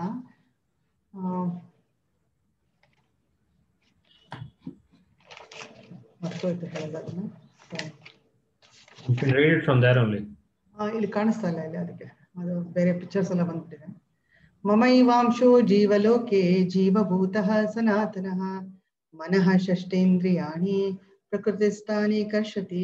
ಈ ಬದ್ಧ ಜಗತ್ತಿನಲ್ಲಿರುವ ಜೀವಿಗಳು ನನ್ನ ನಿತ್ಯವಾದ ಸಣ್ಣ ಸಣ್ಣ ಭಾಗಗಳು. ಬದ್ಧ ಜೀವನದಿಂದಾಗಿ ಅವರು ಮನಸ್ಸು ಸೇರಿದಂತೆ 6 ಇಂದ್ರಿಯಗಳೊಡನೆ ಬಹುವಾಗಿ ಕಷ್ಟಪಡುತ್ತಾರೆ. ಕೊನೆಯದು ತೋರ್ಸಪ್ಪ, ಪಂಚತತ್ವ ಮಂತ್ರ ಇದೆಯಲ್ಲ. ಆಕ್ಚುಲಿ ಆಮೇಲೆ ಸೇರ್ಕೊಂಡಿರೋರಿಗೆ ಗೊತ್ತಿಲ್ಲ. ಮತ್ತೆ ಶುರುನಲ್ಲಿ ನಾನು ಈ ಒಂದು ಅಧ್ಯಾಯ 20 ಶ್ಲೋಕನೂ ಪಠಿಸಿದ್ವಿ. ಯಾಕಂದ್ರೆ ಇದು ಕೇಳಿಸ್ಕೊಳ್ಳೋದು ತುಂಬಾನೇ ಒಳ್ಳೇದು. ಈ ಪುರುಷೋತ್ತಮ ಮಾಸ ನಡೀತಾ ಇರೋದ್ರಿಂದ ಈ 15ನೇ ಅಧ್ಯಾಯ ಪ್ರತಿದಿನ ಓದ್ತಾ ಇದ್ವಿ. ಇನ್ನೊಂದು 2 ದಿನದಲ್ಲಿ ಪುರುಷೋತ್ತಮ ಮಾಸ ಮುಗಿದು ಹೋಗುತ್ತೆ. ಸೊ ಅದಕ್ಕಾಗಿ ಇವತ್ತು ಕೀರ್ತನೆ ಬದಲು ನಾವು ಶ್ಲೋಕನ ಓದಿದ್ವಿ. ಮತ್ತೆ ಇಲ್ಲಿ ಪಂಚತತ್ವ ಮಂತ್ರ ಇದೆ. ಈ ಮಹಾಮಂತ್ರ ಹೇಳಕ್ ಮುಂಚೆ ಅದನ್ನ ಪಂಚತತ್ವ ಮಂತ್ರ ಹೇಳ್ಬೇಕು. ಜೈ ಶ್ರೀ ಕೃಷ್ಣ ಚೈತನ್ಯ ಪ್ರಭು ನಿತ್ಯಾನಂದ ಶ್ರೀ ಅದ್ವೈತ ಗದಾಧಾರ ಶ್ರೀವಾಸಾದಿ ಗೌರ ಭಕ್ತ.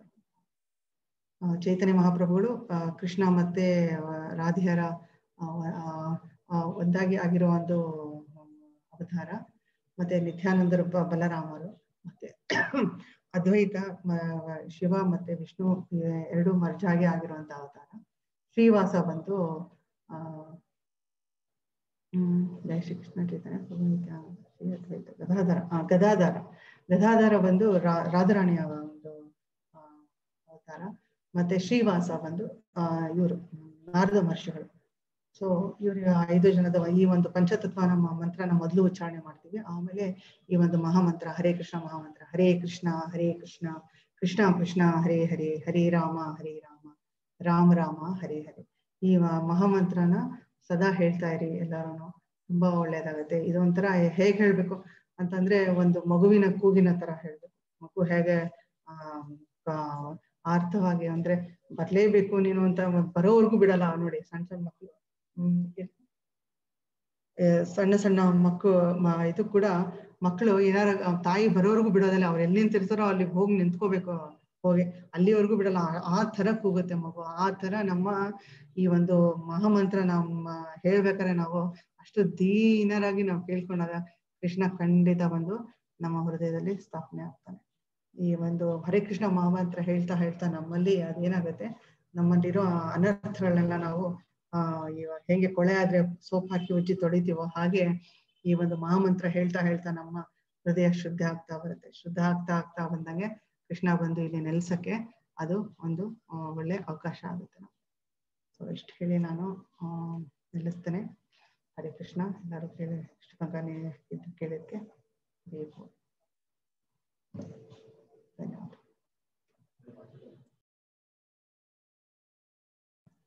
ವಾಂಛಾ ಕಲ್ಪತರುಭ್ಯಶ್ಚ ಕೃಪಾ ಸಿಂಧುಭ್ಯ ಏವ ಚ ಪತಿತಾನಾಂ ಪಾವನೇಭ್ಯೋ ವೈಷ್ಣವೇಭ್ಯೋ ನಮೋ ನಮಃ.